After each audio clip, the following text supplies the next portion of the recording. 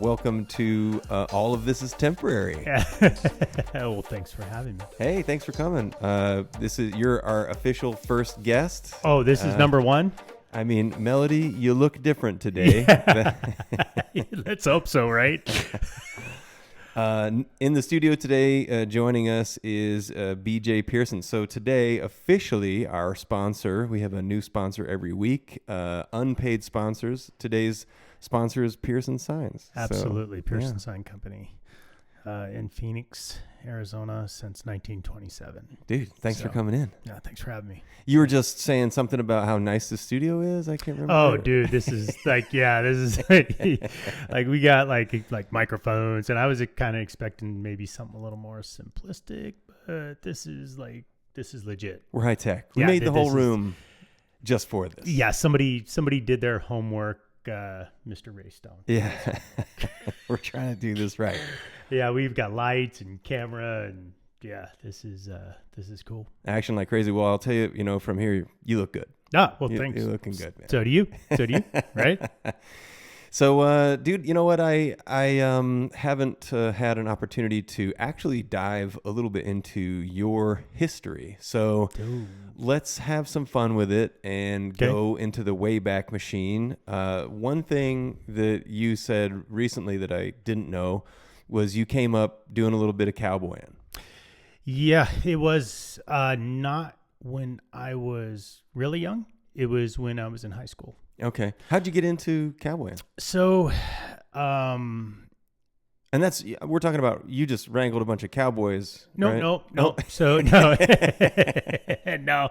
So in my high school, I started out my freshman and sophomore year at Phoenix Christian High School in Phoenix. And then I was living with my father at the time. Then there was some issues there. I went to live with my mom, and we were in the Horizon School District, 56th and Greenway. And a buddy of mine, now granted, my grandfather had always had horses. So I knew my way around a horse, if you would, right? Uh-huh. Like he had horses, and he stabled them out, and we would be able to go ride, but we never really got into it. And where was your grandfather located? So at that time, he was 16th Street. He was here in Phoenix, 16th Street north of Bethany, is where his house was. And so he stabled and boarded his horses various places. Okay. And so anyway, I went to live with my mom, and a friend of mine, we basically have known each other since birth, Brad McRoberts. He was, him and his dad, they were into horses. His mother rode endurance horse racing, and Brad was a team roper. And I was kind of, I was living with a single mom, kind of looking for something. I wasn't big enough to play football or athletic enough, or I was really coming into this school, Horizon, didn't know anybody, kind of moved areas in the valley. So it was natural. So I gravitated towards Brad, right? To where he had, I knew a little bit enough about horses to where I wouldn't be, how do you want to say it? It wasn't so strange to me. And his dad, Al McRoberts, and took me under his wing, and literally, I can't tell you probably how much trouble that saved me from getting into. I'm not kidding you. It was great. It was. So tell me, what is team roping? I grew up here, and I am so non-cowboy. Okay. Team roping sounds like a group of guys running out roping a steer. But that's exactly what it is. At the same time. Yeah. So you have a header and a healer. Okay. And you have a barrier, and you have horses, and you have a flagger, and then we have, God, it's been 20 years or so since I've done it or more, but they have, jackpots and numbered rope-ins, and, back then it was the USTRC, and I think your headers back then were 1 to 6, your healers were 1 to 9. and you have a ranking system that basically ranked your header and healer of how good you were. Okay, right? You were rated. BJ, we're gonna break this down. What is a jackpot? What's a one? What's a 1 it's to gambling. 9? Yeah, it sounds like a gamble. It basically is, and it's it's big here. When you say you have your jackpots, what do you mean? So people will. So I learned a team rope. Let's just pick Riley's arena. Well, Okay. it's not called Riley's anymore. It was Jim Riley Arena off of Dynamite, west of Tatum. I think it was like 42nd Street south of Dynamite. There was an arena there in that area. Yeah, Dynamite has all the arenas. Yeah, so it was right down there, and the arena would put on a team roping, right? So the team the arena would get their cattle, put together, either lease them or they have their own. And then they have people that work the roping. You have somebody in the skybox, if you will, and then, the cook shack and, a flagger, and then people running the chute and people pushing the cattle, at the strip and shoot, you have it, at the turnout chute and everything like that. So you basically go in and you sign up with a jackpot. They can either have or a pick one, draw two, if you will. So you get to pick your partner, and then you get to draw two partners. They'll pick two partners for you, right? Okay. And they'll cap it at, let's say, like a 9, right? And 9 team members total. No. Oh. So like a 9 number, right? A 9 cap, right? So if let's say if you're a number 6 healer, right, and they cap it at a 9, it's like, then have you ever go to like Italy and then you're like trying to order coffee, and they look at you like you don't know how to order coffee here? Yeah, I feel like that's what's happening right now. Like, I don't know what you're saying, right? And I want to know. Okay, so if it's a pick one, draw two, cap it a 9, right? Okay, all right. And let's say you're a number 6 healer, right, okay, which catch the heals, then you can only pick a number 3 header, right? So meaning a number 3 header is down on the expert list, right? So they're not. I see. So a number 3 is not as good as a number 6. So this is a ranking system. It's a ranking. I see. System. Okay, so you have a rank of headers ranging from 1 to 9, and that is a number is associated with how good they are? Yeah, it used to be, and I don't know what it is currently. I think it's changed. I think they've morphed it a little bit, but it used to be 1 to 6 and then 1 to 9. So when you say a jackpot, is that referring to the grouping of people? Is the jackpot, or is a jackpot an actual prize pot? It's a prize pot. So I see. So what they do is you get in and your team total equals 9, right? Mm-hmm. Or less, right? You can have a 7 team or whatever it is. It just can't exceed 9. Is there a buy-in? You guys all buy in? Well, that's just it. Yeah. So you buy into this and you pay your money, right? And then it's the accumulation of time. It could be a 3 steer, it could be a 6 steer, it could be a 4 steer, whatever they choose it is, right? And that's how many heads are in the arena at one time? Well, that's how many cattle you get to run. Okay. Right? So if you're a number 9 team, you get in, and let's say you miss your first steer, you're done, you're out. Oh, okay. You've paid your money and you're done, right? And how would you miss a steer? Well, you don't catch the horns and turn the steer for the healer to catch. Okay. Or the healer misses. Either way, you don't get him wrapped up. Do you only get one crack at the horns? Oh, so when you ride after it, it's obviously timed. I'm assuming it's all about how fast you do this. Yep.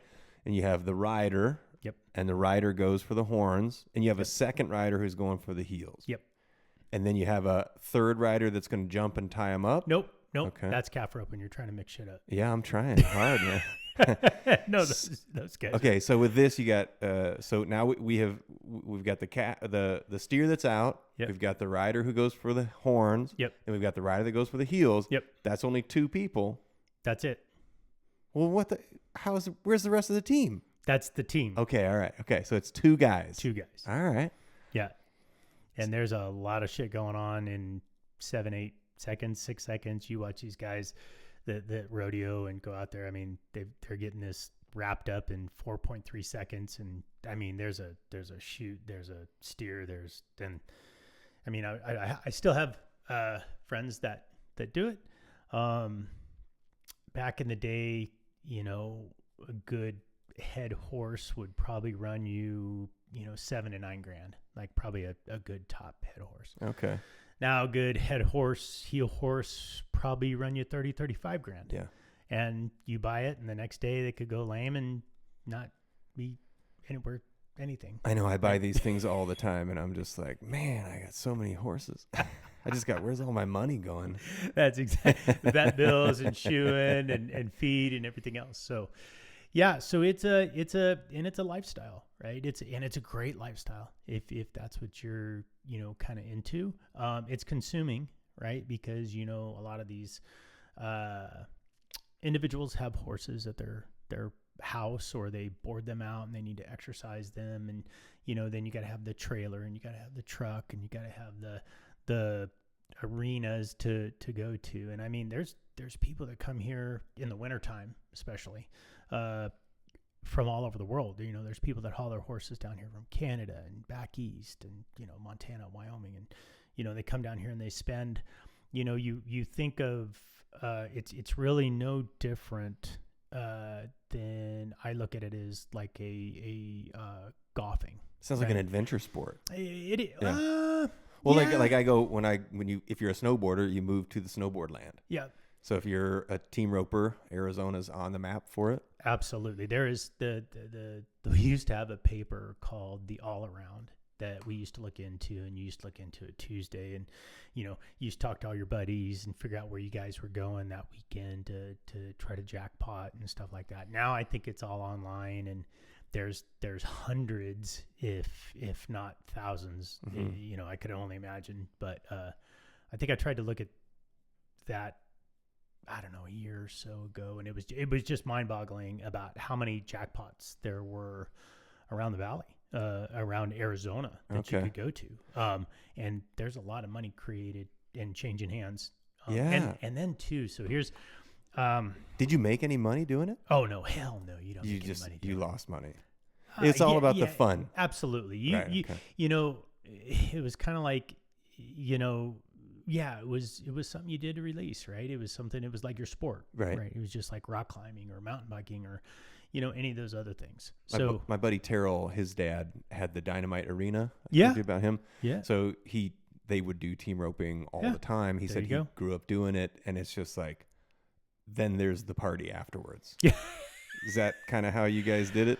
Absolutely. Yeah. You maybe wake up in a horse trailer here or there. That's what he said. A lot of sleeping in the hay. Yeah. Or, you know, now they've got these rigs that are just, they rival the Class A motorhomes, right? So, I mean, you've got these, you know, $100,000 trucks pulling $150,000 horse trailers that, I mean, they're nicer than, you know, my first apartment that I've had for 10 years, right? Might even be nicer than this house we're in right now. I don't know about that, but I mean, it's definitely, you know, but the good part about it, I think, is, you know, if that's something that you like to do, it's heritage too, man. Like it's how the West was won, right? I mean, you got horses, and you've got cattle, and you've got cowboys, and you've got roping, and I mean, there's still a fair amount of ranches out there operating where, you know, they'll saddle up every morning and go tend to their cattle. Right? Okay, that's cool. I just had an idea. Yeah. I think we could spice it up a little bit. Uh-oh. I think we got to throw in a couple of Indians. With arrows. So there used to be a lot of Indians that get into the team roping as well. Right? I mean, that would make it a little more interesting, though, if you were like also having to avoid projectiles.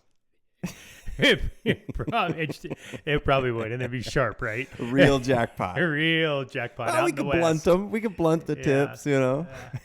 Or paintball it, right? Like have somebody shooting your paintballs while you're out there team roping. How about a paintball on the end of an arrow? So there's just like, yeah. That would be. That sounds like fun. It'd be distracting. Oh, shit. So was that the only horsing you did? Did you ever like do bull riding and stuff like that? So when I was younger, I rode a bull once. It was out in Buckeye. You could sign a release. I mean, that was back in the day when, You still can right here in Cave Creek on every Wednesday night. Yeah, I got bucked off and I got kicked, broke 2 ribs, had to go to work on Monday, and I said that was it. I am not that athletic to be bull riding, so I had to. That's why I didn't do it. I wanted to so they first started doing the bull riding here when I was in my 20s. Yeah. And I was full of piss and vinegar. Yeah. And I was happy to do almost everything that risked my life. But when I was considering riding the bull, at the time I had an insurance agent. If you remember when you had to go to the insurance office and get your car insurance from the guy, and he had like one bad stumpy finger, and he was like a younger dude, a little older than me. Okay. But he told me that he used to ride bulls, and then now he's an insurance salesman because when he was riding bulls, it stepped on his finger and crushed his lung. Yeah. And I was like, oh, yeah, there's no reason for me to. So the one time you got on a bull, it broke your ribs. Yeah. And you know what? There's no reason. And I mean, no offense to bull riders anywhere, but you got to have something to jump on 2,000 pounds of pissed off meat that just wants to grind you and just want to stay on. I think it looks cool. It's great. It's athletic. Those guys are phenomenal athletes. But real good shoulders on those guys. Good, dude. Everything. They're spurring them, and they're absolutely rough stock riders and saddle bronc, and I mean, there's a skill and an art to all of it, and it's all show, right? It's not just a matter of, it's not just a matter of staying on. It's a matter of marking them out so that, your animal has to make a show, and that also gets you a score. It's not just if you stay on, right? And then, the judges, so if you draw good, you could draw bad. And I mean, I remember the bull riders and the rough stock riders and stuff. They used to, one of them used to lease a car, right? And like a Honda, right? And they would go down to, each rodeo, right? And they'd all 5 of them pile in this freaking Honda, right? That would get 35 miles a fucking gallon, right? And all their gear and all their rope and rosin and shit would be in the back. And then they would just go and they'd sleep in the same room, and they would, because dude, all I'm picturing is 7 cowboy hats side by side, because they're not taking them off in the car. Right, that's what it is, dude. And they would be in this. It was not romantic. That is awesome. It just is not romantic, and they were trying, right? And so it takes a special individual to make it beyond. Beyond out of the trenches, beyond the Brokeback Honda days. Yeah, absolutely. Brokeback Civic. Yeah. Hey, here's a funny joke. Okay, I saw. I thought of this yesterday. This is, I'm doing a little comedy, so I was pulling out. I was heading to Home Depot to go get some stuff for a job, and I see a Toyota Corolla. Yeah, a newer one, probably like a 18. Yeah, and it had smoked headlight and taillights, and then it had just a big old race car spoiler on the back. Yeah. The car wasn't souped up or anything like that. So it's a stock Toyota Corolla with a giant spoiler on the back. And in my mind, I thought to myself, spoiler alert.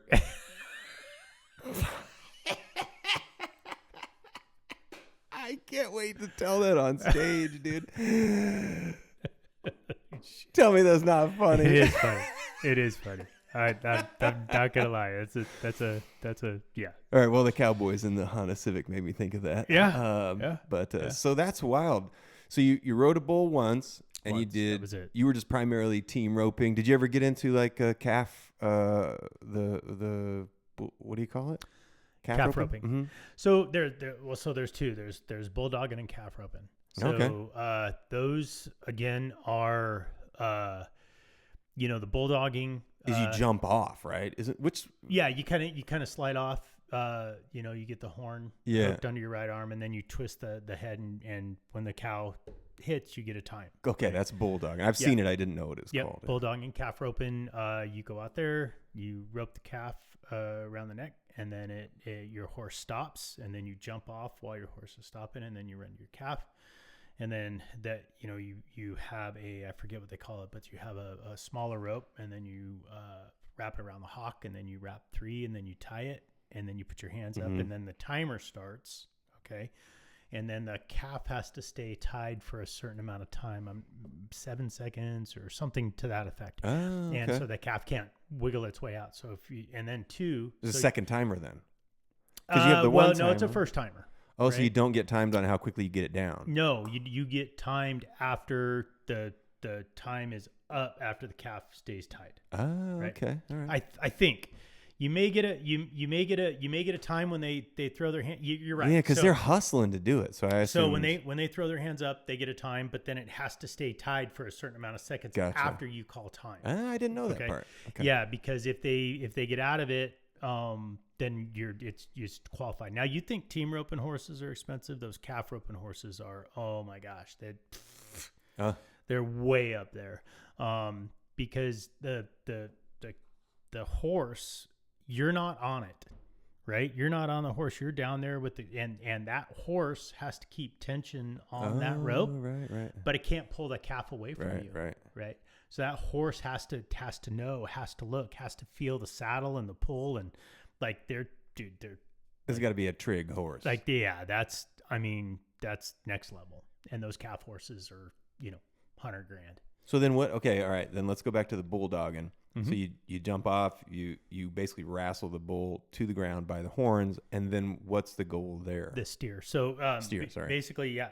So then you turn the head, and then when the side hits the ground, you get a time. Okay, right? So it's from the time you leave the chute, yep, or the steer leaves the chute to the time you've got it on its side. Yep. Okay. Yep. And then you just let it stand up real quick. Yeah. So they get a time. Once it's down, you get a time, Done. And you stand up and get away from it. Did you ever do those? Nope. Never did. Okay. No. A lot of the bulldoggers, they'll share horses. Calf ropers won't share. Bulldoggers will kind of share a horse here and there. But again, different skill set, different kind of a lot of the calf ropers, a lot of the bulldoggers are fairly substantial individuals, right? Like you can imagine big guy, bulldogger, trying to turn a steer, right? Like you've got to twist that steer, and the strength that it takes, you got to have some substance to be able to take that. So did you have a buddy that was there like an intro buddy who was like, dude, I've been doing this, you got to check it out? Or did you sort of seek this out on your own after? No, so Brad was doing it. So my high school buddy, Brad, he was already team roping. Gotcha. And his dad team roped and he teamed rope, and they took me under their wing when I was in high school, and they taught me how to do all that work beforehand.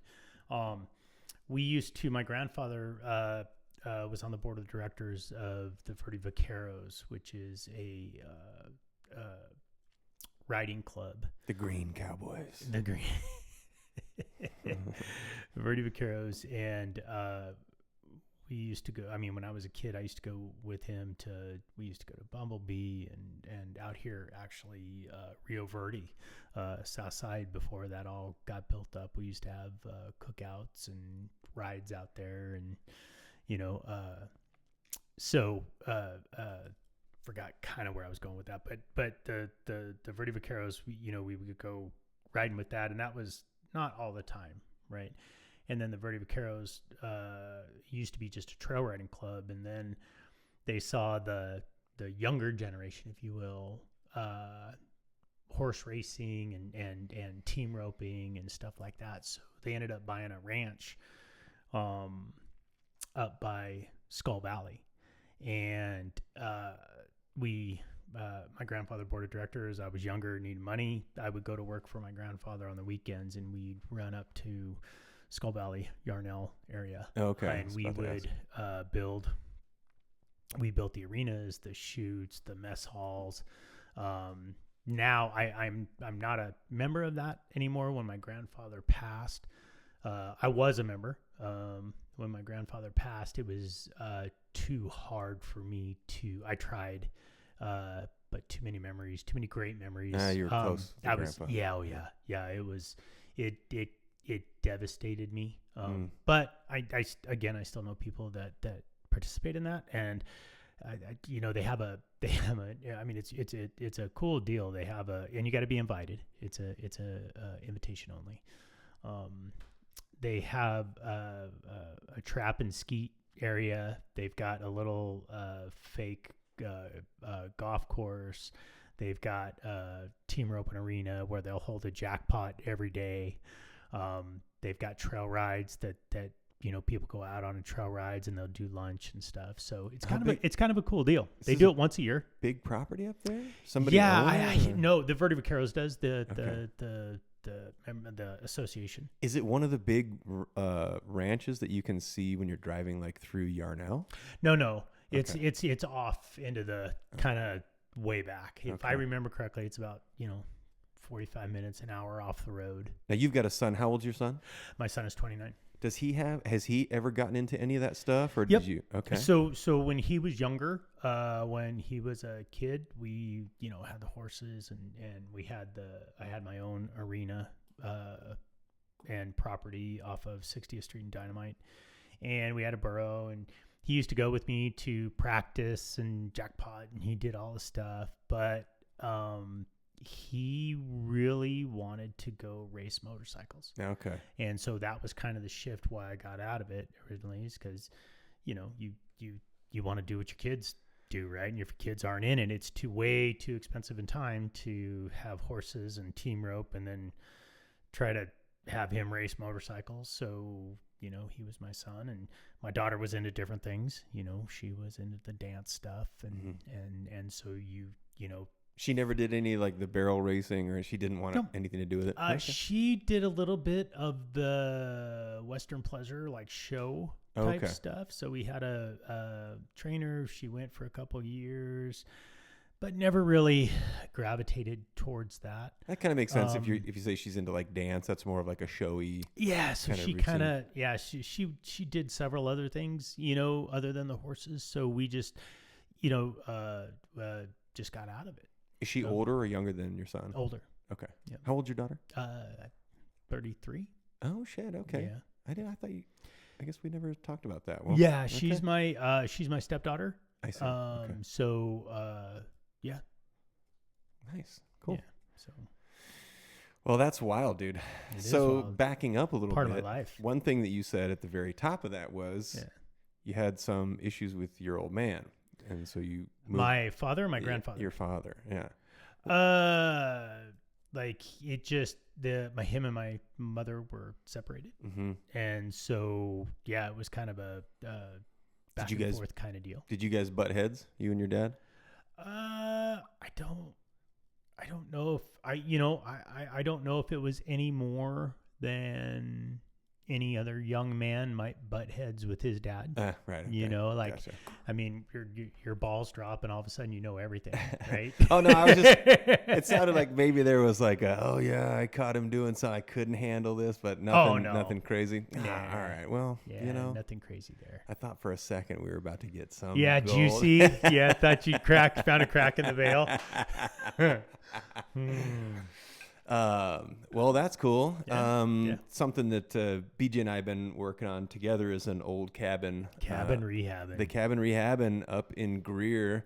Yeah. Dude, so something that I'm in the process of ordering. So we've been talking about doing the exterior stuff. I'm about to bring in a bunch of stuff from China. What? From China. It's plastic. Watch your tariffs. I know. I've been like, what's going on? So the outside of my house here you've seen is all wood siding, and it's not nice. It's dilapidated and needs to be redone. Okay. So I've been like, okay, am I going to pull all the siding and just do stucco? I really don't want to. I like the look of the wood shiplap siding. So I started looking into a plastic composite wood paneling. Yeah. And to find nice stuff around here, what I found is like it's $7 a foot plus tax for a composite for the low end, the not nice stuff. Okay. And then it ranges all the way up to $30 a foot for nicer stuff. Okay. And I, I've been like shopping and looking. Well, I found on Alibaba, shout out, insane Alibaba. I'm doing a spiral into this place because You got to watch it though. I know. Because sometimes you think sometimes things are a deal, and same thing with Zorro. So Alibaba and Zorro, you got to kind of, you got to price check. Okay. Well, so I've price checked it, and I got some samples out, and the samples are really nice, very high quality, basically what would be the $25 per square foot equivalent if you just bought it here in the States. And the price to get it here, I've finally just gotten the price completely finalized for them to deliver it to me, ends up being $4.50 a foot. And I've already received the samples and they look amazing. So depending on how this goes, this may be a thing to look into for your cabin rehabbing on the exterior, unless you're stuck on wood. But the reason I'm thinking of going away from the wood is bugs. I don't want to have to deal with termites, and the only way to effectively stave the termites off is to use cedar. Cedar is insanely expensive. I mean, outside of $30 a foot, I'm not doing it. Right. It's just, I mean, I would have to be dumping so much money. So what size panel is it? Is it a 6-inch, 8-inch, 10-inch? 7.5-inch panel. 7.5. Okay. They look really, really nice. The colors are amazing. I meant to bring them in, but I'll show you later. Okay. But man, and the way that they mount to the walls is they have metal joists, either vertical or horizontal, whichever way you want to do it. It's the opposite way of how you're going to mount, you know, because I'm doing mine all horizontal. So my joists will be vertical. Those attach to the outside. And so you also have a little air gap between the paneling and your unfinished subwall. So you get an extra buffer of insulation. An air insulation layer is an amazing insulation layer. And it ends up being like just over an inch where it stands off the wall. Dude, I'll keep you posted on how this goes, and I'll show you how it all goes together. Absolutely. So with the panel, what is the R rating on that? I don't know. It's hard to say because it's essentially two slats. They're about 3/8 of an inch thick on each slat, separated by another air gap with supports in the middle. So you'll see it's the nicer of the product. So it's not just from the panel to your house. There's also another air gap between inside the panel. Yeah. Cool. I'm thinking this is going to be a really, really cool application. For my house, it is exactly what I want. Okay. I'm only a little bit concerned about bringing stuff from China. The company that I'm buying from through Alibaba is a high-rated company. They have it's like a 4.9 star out of 5-star reviews and tons of reviews. So the big things that I've been told to look out for is, it can be scammy.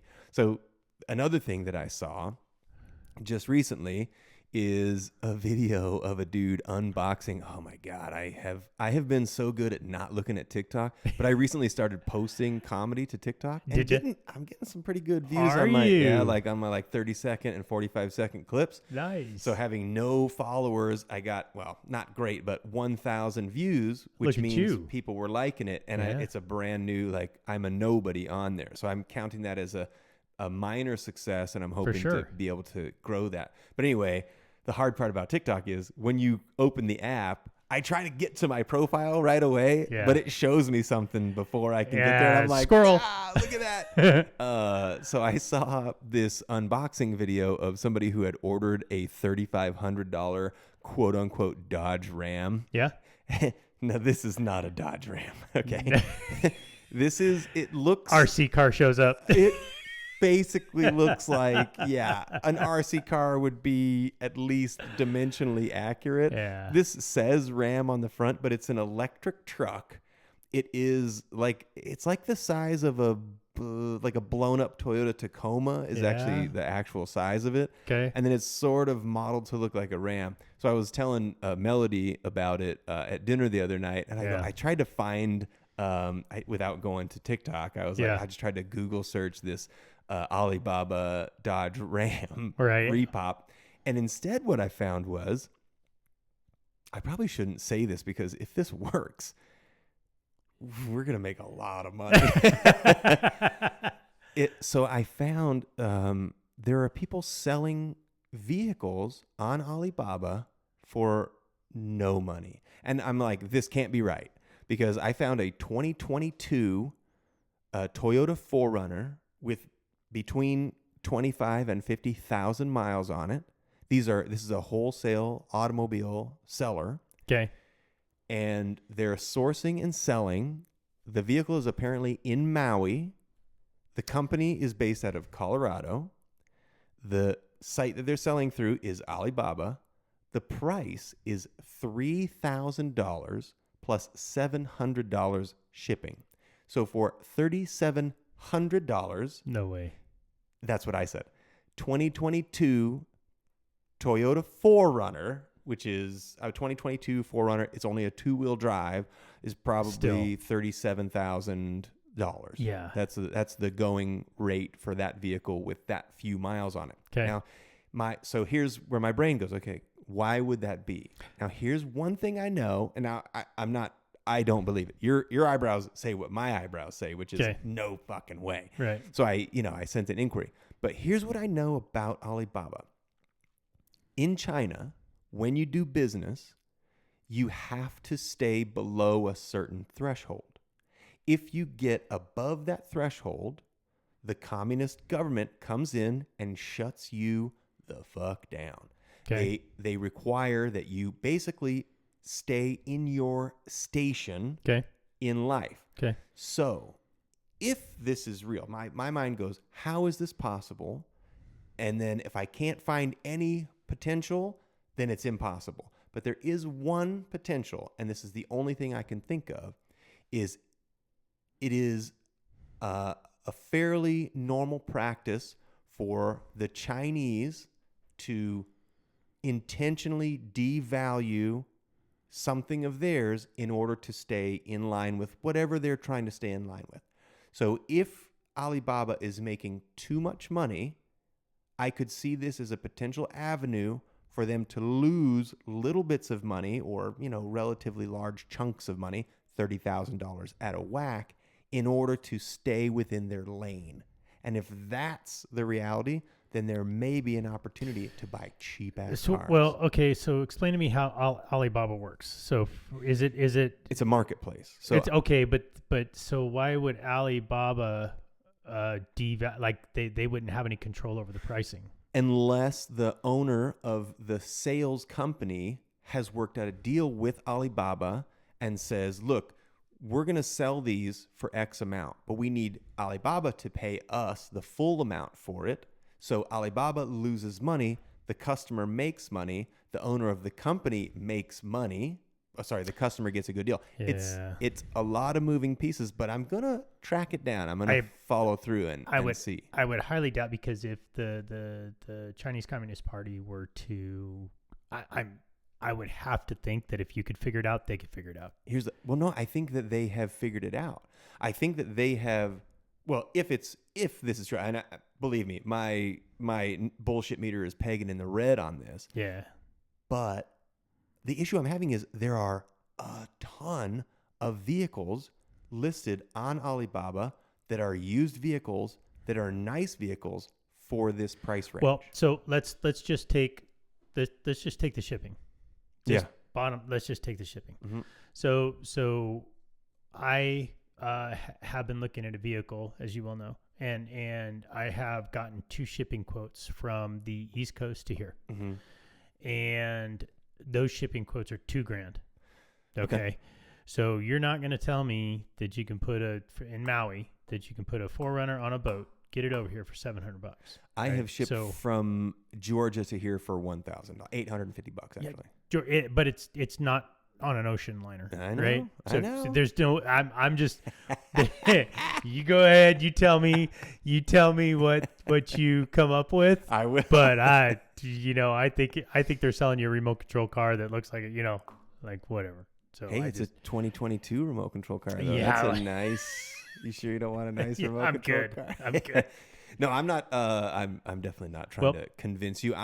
So let's go back to the composite, though. We kind of squirreled off the composite. So yeah. Let's go back to that. So are you talking about marketing your composite on Alibaba? Is that your end goal? Oh, no, just buying cheap product. And Just to getting be it able here to use it. You're not utilize you're it, not talking yeah. about buying it, remarketing it and then selling it. Well, Other than for your clients. no, my first thought was just to get it out here. My second thought is if it's nice, because we're talking about doing the outside of yours. Okay. It's an option. I don't know where you're at with what material you're wanting to use, but the cabin that's right behind yours, Yeah. is what made me look for this stuff. Yeah, there's a lot of composite on that. And it looks, in my opinion, but this is just my opinion. I think it looks amazing. Have does. you gone up there to look at that? Oh place? yeah, dude, it's sweet. It looks great. It's phenomenal. So I'm like, I'm going to try this and we'll see. But I'll tell you, I'd be a liar if I didn't think to myself, I should order a buck ton of this.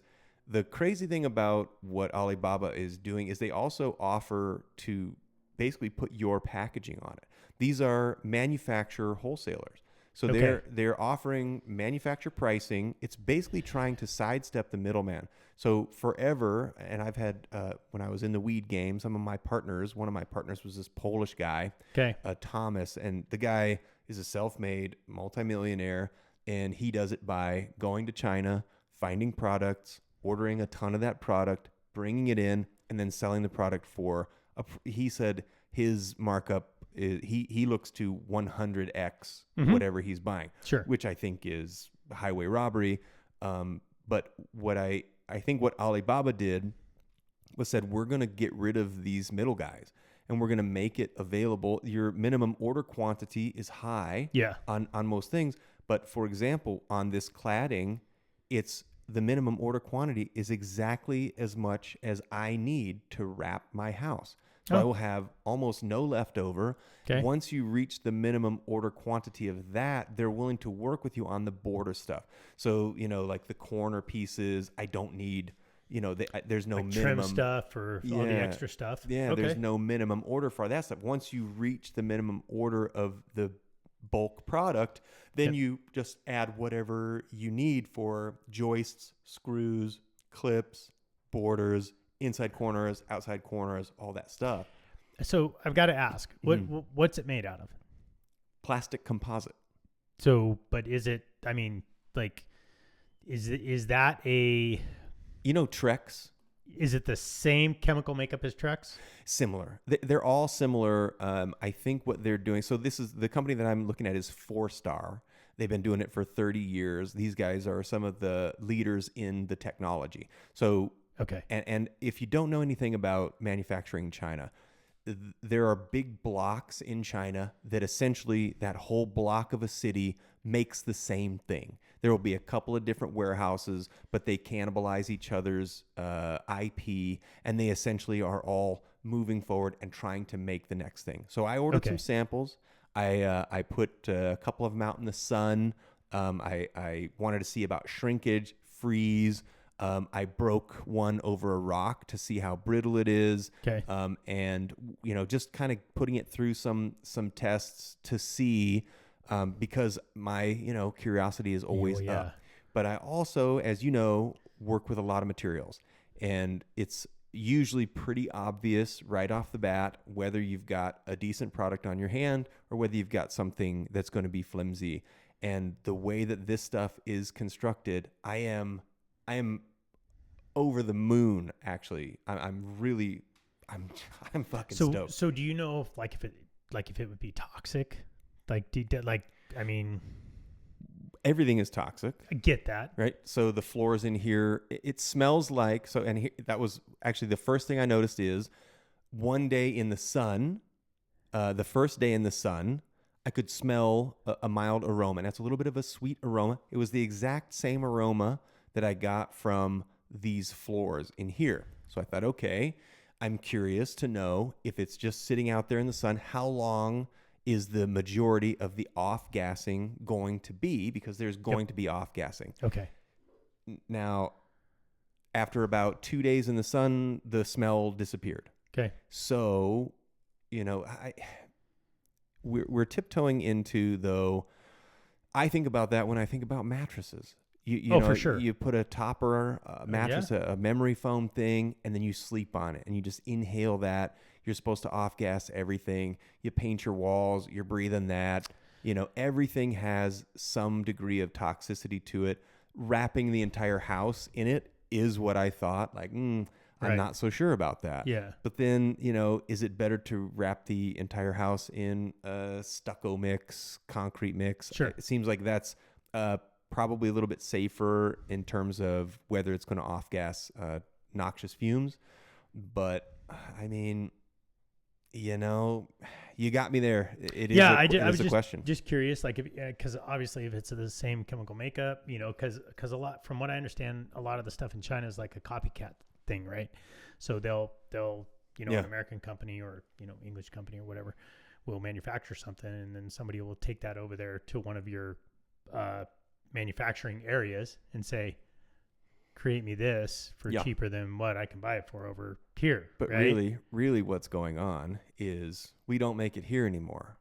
Americans go over there, they visit Zhaozhuang province, they go through all of the facilities, they meet with whoever their quality control inspectors are, and they talk about, what are the breakdowns, what are the long terms, what is it made of, what's the danger, all these things. And then they just import it and fill up their warehouse and sell it through Home Depot, sell it through whatever avenue you're selling it through. So to be to maybe talk about the opposite side of that, Devil's advocate. Yeah. Devil's advocate. So a buddy of mine just tried to sell his house. Uh-huh. Okay, he lives up here, right off of Scottsdale Road in Dixoletta. Okay. House was valued, a couple $1,000,000. The home inspector came in and said, "Oh, well, you've got this number of PVC that has this number on it, and it won't pass. It's known to bust or leak, right? So he's got this several $1,000,000 house, never had a leak, right? But it is all of a sudden, coded as those 2 years, this PVC. The general contractor that built the house is no longer in business, and the people that manufactured the PVC is no longer in business. So here he is. He's going to have to tear apart his walls, his ceiling, and everything else to replace all this PVC with PEX. What's the PVC that he put in for water lines? No, it was in the original construction. Yeah, but I'm saying, did they install the water lines using PVC inside the house? Yes. And specifically, he mentioned the sprinkler system. Okay. So. Well, I'm going to say that's retarded anyway, because you build with fucking copper. But no, wait a minute. All of the houses that are in this community, which it's an exclusive community that was built in the late 90s, early 2000s. All done that way? All done that way. Every single one of them were done that way. So I understand that you get, that. So if we're going over there, maybe somebody went over and said, "Hey, I need a shit ton of PVC that I'm going to go sell in the United States," right? And then all of a sudden you start having problems. You're like, "Oh, well, I'm going out of business. I'll see you guys later." Yeah. Right. And then the GC that spec'd that product out said, "You know what? Me too. I'm out." and they disappear. We better close right? this we down better, before we better people close come this asking down, for right? their money back. So to your point, I just, again, I would, copper pipe, like you said, copper strand of wire, right? Like there was, all of a sudden for, when they couldn't put petroleum based product into the cover for copper wiring, right? They ended up doing corn oil or something to that effect and using that as the bonding agent for the covering of the copper wiring. And then you put it in your cars. Well, that's what all the rats and everything would go to. They didn't chew the petroleum, right? Yep. They'd chew the corn oil. Well, peanut oil too. Peanut oil or whatever oil, somehow food-based oil. Yeah, it smells good. Tastes delicious. So, and I get nothing's forever, nuts to figure out. But like you said, to your point, you run it in copper, right? Like copper, is going to be good. And who's to say that, I guess to that, extent as well, like who would, Trex, it's been business for 20 years. What if they found something in Trex that was gone and Trex said, see you later. Yeah. So I guess you're at risk no matter what you do, right? That's the thing, and this is, you're asking the same exact questions that I asked myself when I was looking at the product. I'm going, okay, what are the dangers? I don't really build thinking about reselling. I have no desire to sell this place. In my, I think that if I do buy another place, I will still try to keep this place because I don't want to, I think that this is a great location. Oh, absolutely. I don't want to lose it. At some point, the only way I could think of selling this is anybody who's going to buy this isn't like me. They're not going to keep it. They're going to tear it down and build something else because of the location. It's too nice, and the bones of this place need somebody that can fix stuff or work on it themselves. Or you're not going to come in here and try to do a remodel. You're going to come in here. The studio walls are cinder block. The rest of the walls are not. So you probably knock the rest of the house down, keep the cinder block here because you can build up from it, and then build a whole different house. So for resale, for me, that's not as much of an issue. I want something that's going to last. Yeah. That's my big thing. As far as I can tell, the product looks good. I've got it still sitting in the sun. It's been out there for a couple weeks now. And I don't know, but I feel like, I try to mitigate risks and think around the corners. As far as I can tell, I believe it will last longer than wood. Yeah. And not run the risk of getting chewed up. I like the application. I like the price. I'm seeing a lot of wall panels going up on people's houses. And, mainly, there are a couple benefits for me. So one thing I think about is with stucco, I think that's what traps heat in houses because it's just going to heat up and stay hot for a little while. Okay. You mean like the cement? Yeah. Okay. Because, people's energy bills are really high. My energy bills here are relatively low.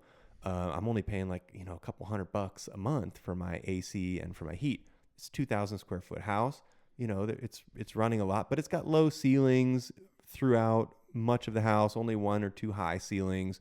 But I still think about how much heat retention that, you're just heating up a 1/2 inch thick concrete layer around the entire house. And it's going to take time before that cools down once the sun's off of it. Not much time, but a little bit of time. Okay. But with the wood, I think as soon as the sun is off of it, the heat is gone almost immediately because it's wood. It doesn't have an R value. Its R value is 1. So that means it's also retention value is very low. Sure. And so I'm the plastic, once the sun is off the plastic, it cools down very, very quickly. I love the air gap between the two. Yeah. I love that it's not going to get chewed on by rats. Yeah. They're not going to come and try and chew through it. If they do, that would be a mistake. Tell you another cool deal would be if one of those, composite or if they could wrap a recycling component into that where, it's kind of like the steel trusses, right? From what I understand, the steel trusses that they're building these houses with are all crushed cars. Right? Oh, okay. They take the crushed cars and because obviously in steel truss, if there's a little oil in it or whatever like that, I guess it just ends up being the perfect mixture, and they're stamping these steel trusses that are, mandatory for a lot of commercial buildings. Yeah. Right. So yeah, if they could wrap up a recycling component into manufacturing that, you'd probably have a home run. Right? I don't know if they do. It's possible that they do, but it's just one of those things. It's I'm willing to give it a try. I'm kind of always happy to be a little bit of a test sheep on myself. Yeah. A guinea pig, but if it does work out nicely, we should talk again and absolutely see what it looks, because it would actually solve a lot of stuff because your cabin is so uneven. Yeah. And we use those trusses to even it out. Yep. And we don't have to remove a bunch of stuff. We just add on a layer and an extra layer at 8,500 feet where it's cold as balls all the time is not a bad thing. All right. But yeah, I just thought that was kind of fun. I'm sort of excited about getting it out here and a little bit nervous because, I don't want to lose $10,000, but to be able to outfit the entire outside of the house for, I think the price is $8,500 to me to get it to here. That's golden. You got to try. It comes with the screws. Yeah. It comes with 4,400 clips, 4,400 screws. Okay. 150 of the trusses. And that's only because we're not going to use the trusses on the block because the way that they built the roof line here is it would be too wide and we can't have it be wider than the roof. That'd be ridiculous. So I'm just going to attach those directly to the side of the block. Yeah. But I can do that because nobody's looking. Because you're Ray. I can do what I want. That's right. Well, cool. if you can manipulate it, then then you got. Absolutely. But absolutely. So let's jump ship. Let's talk about some changes that we're seeing in our US and A right now. Man. I'll tell you, who's becoming a Trump guy? Who's that? This guy right here. Were you not? Fuck no, dude. Oh no? Well, I just assumed he was the same as all of them. I mean, what I've seen my entire life is more of the same. You've got somebody who promises a thing, then you find as soon as he's in there, the money does what the money does, and no changes take place. And quite frankly, I mean, honestly, the last time around, the guy was a fish out of water. He got beat up pretty good. He also didn't have a plan. Yeah. So I was afraid that he wouldn't have learned much, but I'm impressed. I really am. I don't know if you know this, but the last time around, he didn't have a cabinet in place for like a couple of months. I mean, that's the first thing you need to do is get your people in order. I think he wanted to be the president. I don't think he had a plan for being the president. I don't think he knew all of what was involved. Right? Also, he only spent 19 days in the White House, the entire last 4 years, the last round. Now, this time, I don't think he's spending much time there, but seeing what is going on in the first few weeks, I am doing fist pumps in the air all day long. Yeah. I don't know about you, but I've been listening to the Rogan interviews with these ex-heads of state and fully informed individuals who are going into where our money goes and where it is no longer going to be going. Yep. And all I can think of is, holy shit, it is about time. We have some of my favorite people in politics right now. Yeah. I am a Musk fan 100%. I don't care. Everybody says they've got their opinion. Fine. The guy's brain works at problems. That's what his brain does. If you haven't ever watched him think, when you ask him a question, he thinks and then says the words. Yeah, he pauses. He's not just shooting words to say words. Right. There's a plan. And so I took over, I think I took over a failing weed company years ago. Yeah. And we were upside down, broken. I'm reminded of where we've been in the country, and the first thing I did was freeze all spending except for necessary things to facilitate filling orders. Stop everything else, and I'll tell you, I got pushback from my entire team. Yep. And guess what? Inside of a year, we turned it around. We got back into the black, and I'm like, that's exactly what you have to do. I don't care. And the only people that are crying are the people who can't explain how they got their money or where the money went. Well, what was it? There is nothing wrong. We Americans live here, and, we have the IRS. We have, all of these authoritative entities that are around us that can basically anytime peer into us and say, okay, what are you doing? Yeah. Right? Why can we not know where our money is going? Why can we not know? So what was it? The Pentagon, had $1 billion a year unaccounted for. Oh, it's more than that. So the Pentagon's budget that they control is $900 billion. That's their annual budget. That's their annual budget. I want to make sure it. Wow. So U.S. AIDS is $40 billion. The Pentagon is, which one's the biggest one? The biggest one is 1.3 trillion. the next one down. So it's the Department of Justice and the Pentagon are the two highest. I can't remember which one has the 1.3 trillion and which one has the 900 billion. But we're talking about give or take $1 trillion, and they don't have accounting for where the money has gone. Yeah. This is insanity. So I don't know exact facts and figures. We have such a mental health crisis. We have a nuclear family crisis. We have a drug crisis. We have a food crisis. So much. Well, yeah, we got the man in there for that, dude. And here's the funny thing is, he was appointed yesterday, or 2 days ago, and he's not in the news. I read the news every morning, no, he won't be, because that's messing with food is the biggest. Yeah. Drugs are the next biggest. Yeah. So, yeah. Global, not commodities, but money, the biggest money in the world is food and drugs. Absolutely. And he is about to step on their dicks because they're ruining us. Absolutely. We're just cattle. So I think we're just profit centers. I think the money is keeping him from being in the news because they don't want us to know what he's doing. Well, one of the problems I see is we're sending all this money, like you said, for across throughout the world. We're sending our taxpayer dollars, and we've got single moms that need to be out into the career, into the workforce, right? Yeah. We need to help these families get back together and these children have fathers. Yes, there are certain circumstances, and I'm not saying that it's not, that it can't be successful. Hell, as we started, I came from a single mom household, right? However, there are that money needs to be spent at home. It needs to be spent on our veterans. Now, I donate to Tunnels to Towers every month.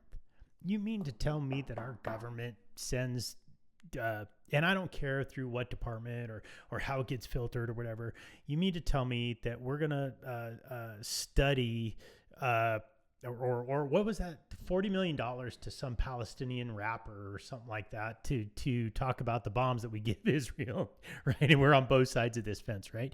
You mean to tell me that we couldn't take that money and help our veterans pay for these houses that they have served and secured our freedom, that we cannot take and help them, that we're looking for the communities, right? Don't get me wrong.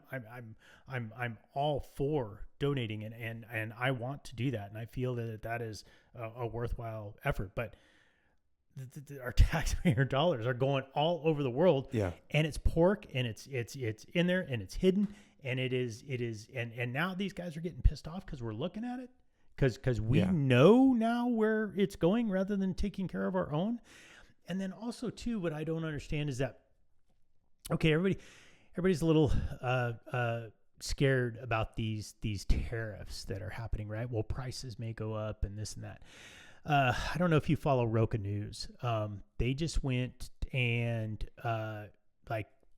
steel mill towns and aluminum towns and all of where manufacturing was done with porcelain plates and some of these other things in the United States. In the United States. Okay. So all of this manufacturing, as you well alluded to your citing, went to China. It's gone, yeah. Right. So if we're at a trade deficit and all of a sudden all this stuff goes to China, all of these communities that they did a deep dive in, I mean, you should see it, right?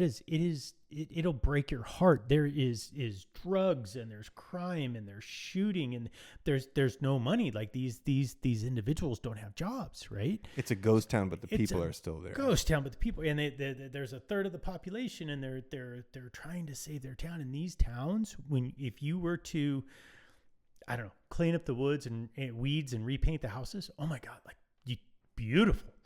beautiful architecture in the schools, and you could just see where the infrastructure is there.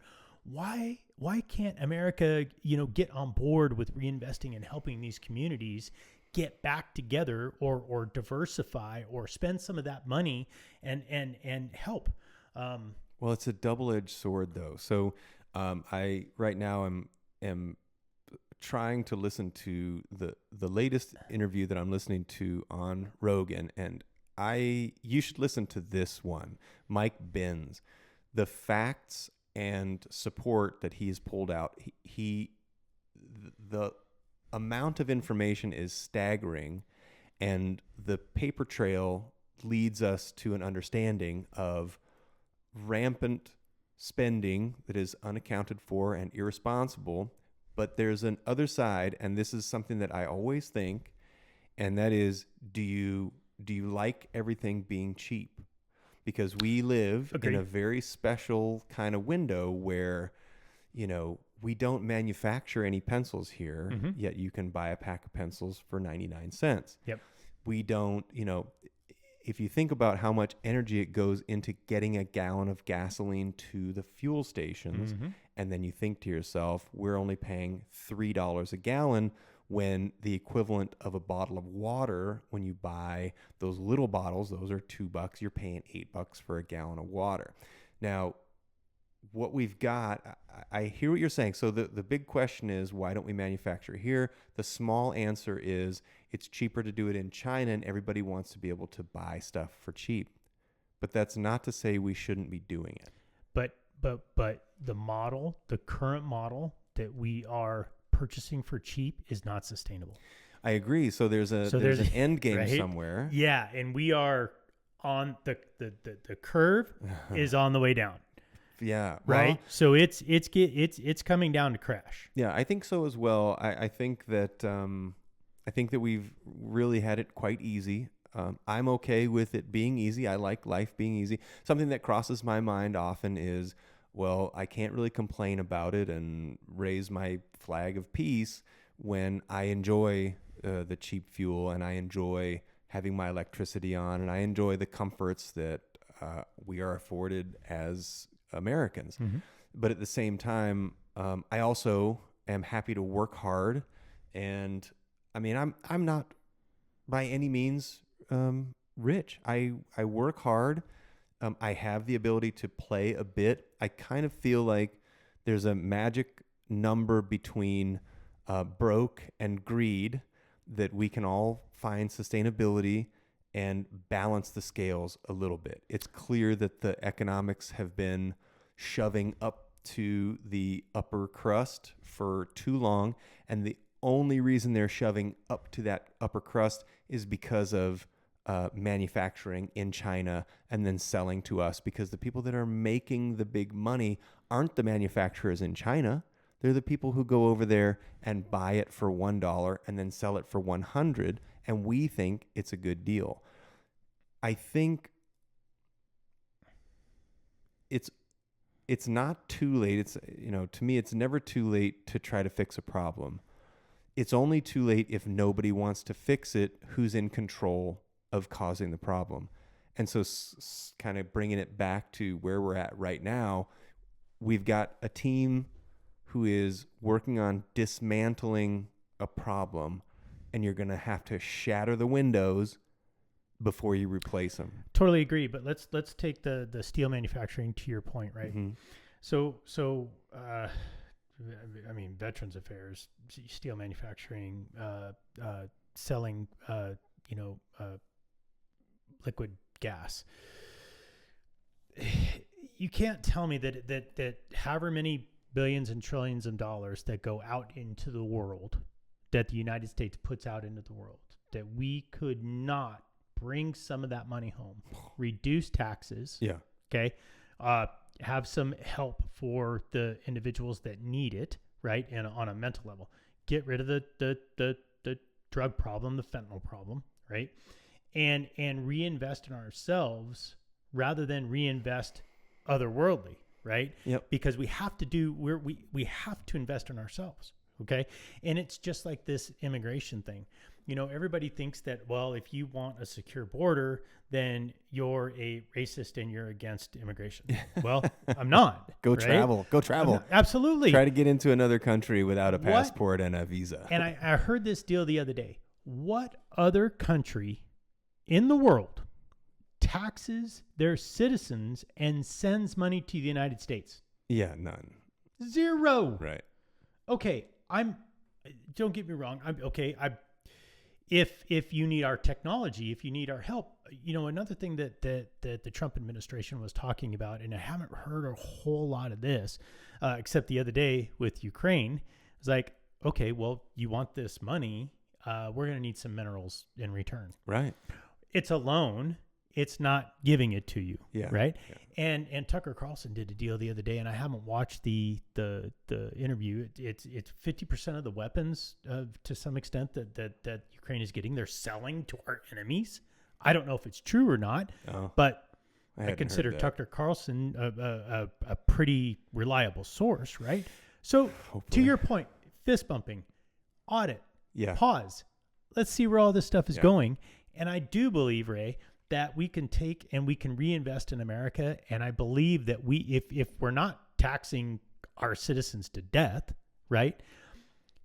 Let's say that the Trump administration figures out a way to flat tax everything, right? So we flat tax everything, and then no matter how much you make, whether you feel like making $30,000 and living in your van, or whether you feel like being on the greed train to your scale point, right? Mm-hmm.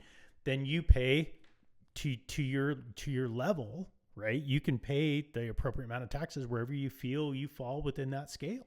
Well, I definitely think that there needs to be repair on how much is paid. I mean, I think that there's a fair number. I think that 10% across the board should be plenty, but we pay 20%, and more. The majority, right, or more. I'm just saying, that the lower middle class is the majority of Americans, and so that's a 20% tax, 22% tax. It's wild to see that when you jump, once you get just up to 200,000, your taxes go up to almost 40%. And, it's like, okay, so here's a funny thing that I heard a comedian say. Every time somebody wins the lottery, you have to pay the government 60%. It's something like that, right? Okay. So every time somebody wins the lottery, the government wins the lottery. Yeah. And it's just like, that's the crazy thing. And so you go, okay, so we're paying money to the government. What they mainly do is make guns and kind of control stuff. Now, we see some benefits from that, but not a lot of benefits. A lot of those benefits trickle into mega corporations that don't pay a fair share of taxes because they write a bunch of stuff off and get it down to where it looks like they didn't make any money. Even though they're clearing billions of dollars, they don't actually pay that back into the system, which I think is obviously broken. I think nobody's going to really disagree unless you own one of those corporations and you utilize all those tax breaks. Now, I understand that it's in the tax law, and if you're doing it and you're utilizing it to your benefit, then you're just being smart, as what Trump would call it. But I also think that the responsible thing to do is to pay your fair share of taxes. Now, getting to your point of the fact that we have so much spending going out the door that's unaccounted for, and it goes to other countries. If you bring that, like, let's just say we cut that in half, that should relax the amount of taxes that we are forced to pay. We maintain our defense and military, because that's the big thing. Really, if you like your life, you have to have a big military. The only way that this works is we're the big boys on the block. If you come messing around with us, you're going to get the other end of the stick. And that's a, carrot and the stick, carrying both is smart negotiating. But at some point, it gets away from itself and it becomes just carrying the big stick. And then you invest in making the bigger stick, and then you try to send your stick around the world. And then you start selling sticks to other people, and you tell other people what to do with those sticks. And then it just becomes what is the military-industrial complex, which is controlling commerce through militaristic means. If we can back off of that just a bit and relax, but it seems that the game really is keep people just a few weeks away from being broke so that they will be productive. This is or compliant is my same. It's we're saying the same stuff, but I think that the game is hegemonic, but also on a myopic level, bringing it to just looking at controlling the people of your own country. And I think that there are groups of people, or a small group of people, thinking in terms of 100-year cycles where we think in terms of, I think in terms of 1-2 years. Maybe you're looking at retirement. You run a bigger company. I think you probably think in 10, 15, 20-year cycles. But we have people running the country who are thinking in terms of control for hundreds of years, because this is what they, you have to think. There are minds who go, okay, if we do X, Y, Z, that's going to put that's going to yield a certain result in 100 years. Right. And that's the cycle that they're thinking on. They're not thinking on these little things. They're thinking of control for the long term. And then they also are able to pepper in, how do I benefit the maximum for myself out of this move as well? So is the real problem just greed, and it's that simple? Well, so I want to back up a fair share of taxes. So if we can change the tax laws to close some of the loopholes, right, to fair share, yeah, right, but we lower the corporate tax rate, okay, we will have foreign investment into our nation. Okay. There are millions and billions of dollars created by giving incentives to companies to build in America. Okay. And then it comes down to the states that give additional incentives to those companies to help them build in their state. You're talking about like our Taiwanese semiconductor plant. TSMC, right? Okay. So for the Arizona economy and the money that has pumped into, now, granted, I hate the traffic. I hate what it's, it's turned my small town, whatever. Like, this is like ridiculous. There right? are other Like, I mean, concerns, it's just, yeah, absolutely. But from a purely economic level, the tax base, the housing, the jobs, the taxable income for years and years and years is phenomenal, right? So if you win the bid for some of these plants that come in here, like Rivian down in Casa Grande, well, the reason that they built down there is because they got the best incentive, right? And that created a huge amount of boom and jobs and livelihood, right, and middle class, that these individuals could go work and get a high paying job, right? So there's two sides of the coin with that. I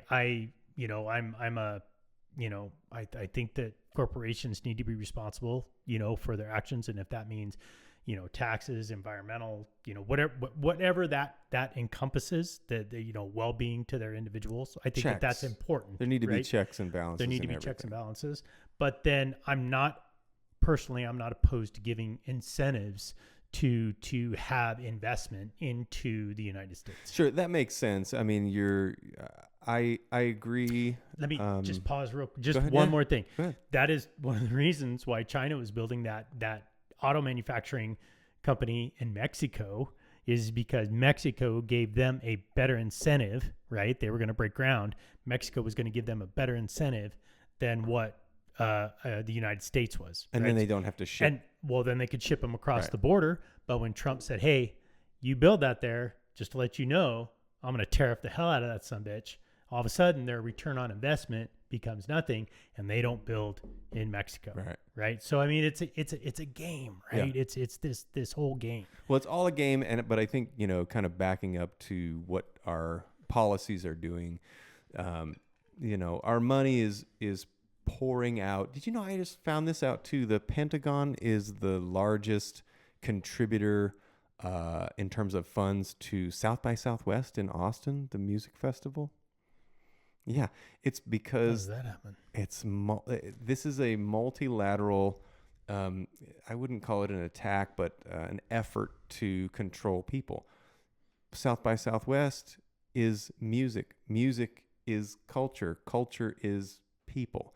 If you can influence culture, you control the people. This is tactical. It is crazy. On U.S. soil. They're the largest contributor to South by Southwest, the U.S. Pentagon. And so then when you see things like what we saw during the election, where all of these pop stars are being bribed to back a certain party, paying money to back a certain party, and you go, oh, right, of course. You know, my brother, my older brother, is a very, in a lot of ways, he's so ahead of the curve. I remember when we were kids, and he was so convinced that music is controlled. And I was so against that idea because I was a rube, and I thought, oh no, it's a natural thing. It's just what people like to hear. But that's not the case. There is a level of control, I think, in what is said. And specifically, do you remember the group System of a Down? Yeah. Okay. There's a rumor, and it seems to be true. Their lyrics are very on the nose for what's kind of happening in our government. It's just, basically one of the lyrics is, you feed us lies from the tablecloth. La la la la la la la la la. Apparently, they were visited by some people in suits and told what they will no longer be singing about, and then they stopped making music. I mean, you threaten the family, you threaten whomever, you say, look, you guys are going to disappear. We don't like your message. It's, regardless of whether it's true, we don't like it. We're shutting you down. And what's funny is, as time goes on, I feel like my brother gets proven correct as we go, right? Where I'm just like, God, he's so suspicious that it makes me go, no way. Yeah. And then I find out, oh, the music South by Southwest Festival is being funded by our government. Why would they do that? Because they want to control the message. They want to control who is big. They're going to influence what music is influencing our youth, because they understand that the youth is the next generation of who's going to do what they say. These are minds that you can control. When you're young, you don't know fuck all. Right. So it is so easy to jump on and just say, gung ho, I believe this. You're uninformed, but you like what you're seeing. You're surrounded by like-minded people. And so you just go ahead and do it. And that's just like one of the dude, this Mike Benz interview is insane. It is so chock full of information. I think one of them was $250 million, $250 million going to a road in Afghanistan that doesn't get used. He cited a document from 2023, so from 2 years ago, where it was an anti-drug propaganda piece saying shutting down the poppy fields in Afghanistan wouldn't be good for Afghanistan. And it's like, the Taliban, if you didn't know, outlawed the poppy fields. Yep. Afghanistan produces like 90-something% of the world's opium. And so he basically is painting a picture for the Pentagon, the Department of Justice, America, the CIA. He says it's drugs, money, and guns. Drugs, money, and guns. And if you look at it, it's like, saved it. Stolen valor. Yeah, save that one for later. But it is so wild to think, because we know it's guns for sure. So I just saw something on the news the other day that is it the Colombian president? You set off Afghanistan on the poppy fields. The Colombian president, from what I understand, like Colombia produces the most cocaine, like, right? And the government's on board with this. Oh yeah. And the government is trying to legalize it worldwide. The Colombian government is? Yes. There was of course. Yes, there was the president of Colombia is on. Well, it's no different than alcohol or this or that. I mean, I'm not kidding. I mean, he has a point. The only issue, so have you ever watched like a documentary on how they make cocaine? There's gasoline involved. Oh, dude. There's some bad shit. Now, here's what I do know about extracts, because, I was in the food industry for a long time. Yep. There are allowable levels of heptane and octane being gasoline, because it's an evaporative. So when you make an extract, when you get something down to its powder form, its extract form, you soak it in an evaporative, and then you evaporate off the evaporative, and you're left with a little bit of something. Like when you make weed in an oil, when you reduce it down, you spray butane across it, and then you evaporate off the butane. But in the beginning, I've seen this made before, and it is disgusting. Kids, don't smoke that oil. It's bad for you unless you know how you made it. But they shoot butane across it. They basically, you put the weed in a sleeve, and then you shoot butane through the sleeve, and this goop drips into a pan, and you put that pan into a convection vacuum oven. You have a certain temperature, and you vacuum out all of the whatever is breathing off of it, and then there's an acceptable leftover level that you then smoke and ingest.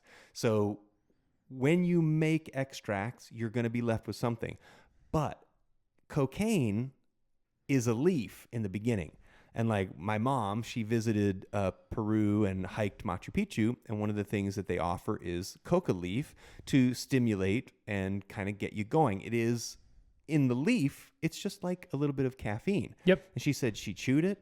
She felt great. It wasn't like addictive. Yep. But what we do is we concentrate it in a form that is also chock full of other stuff, which isn't so good for you. And then they cut it and all this stuff.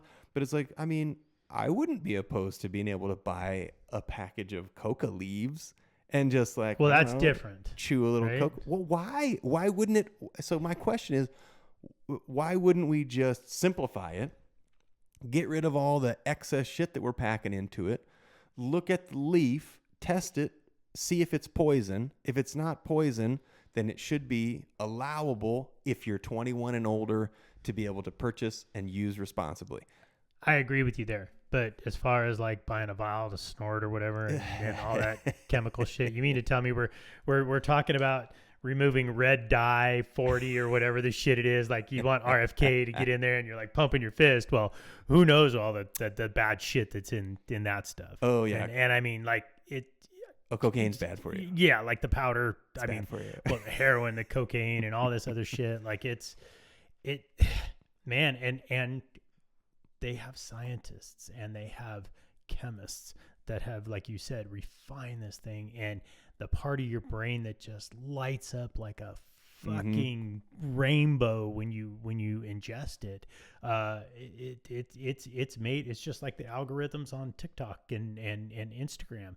They have scientists that have, broken these things down, and they know the colors, they know the timing, they know that, as far as podcasts go, what is it? You're supposed to talk like 92 BPM or something like that for people to keep interested beyond 5 minutes or 10 seconds or something like that. I have no idea. Oh yeah. No, seriously. I should know this.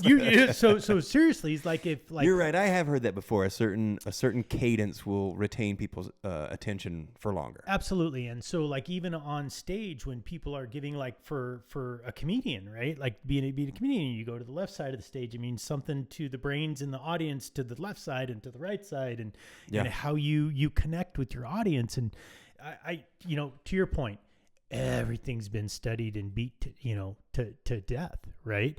And so they know what's going to get us hooked. Do they want to kill us off right away? Absolutely not. They again, we're cattle paying them money.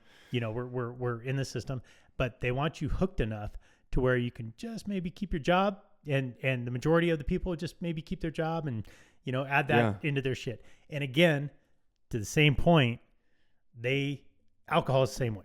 I don't see any different, right? Alcohol, they want you to keep your job. You go in and you grab a beer here or there, but some people have a more of an addictive personality or more of a dopamine hit, and then they go off the deep end and need to go into recovery, but they want to keep you on that feeding the machine money. And so whether it's drugs, food, cars, porn, whatever it is, they want you just enough in that to where it's gonna keep you hooked. And they'll keep making money off of you. Yeah. But I think that's there's got to be some turning point, and maybe maybe we're farther away from it than I think, because I do think that with the AI coming, this revolution that is happening right as we're talking, Mm-hmm.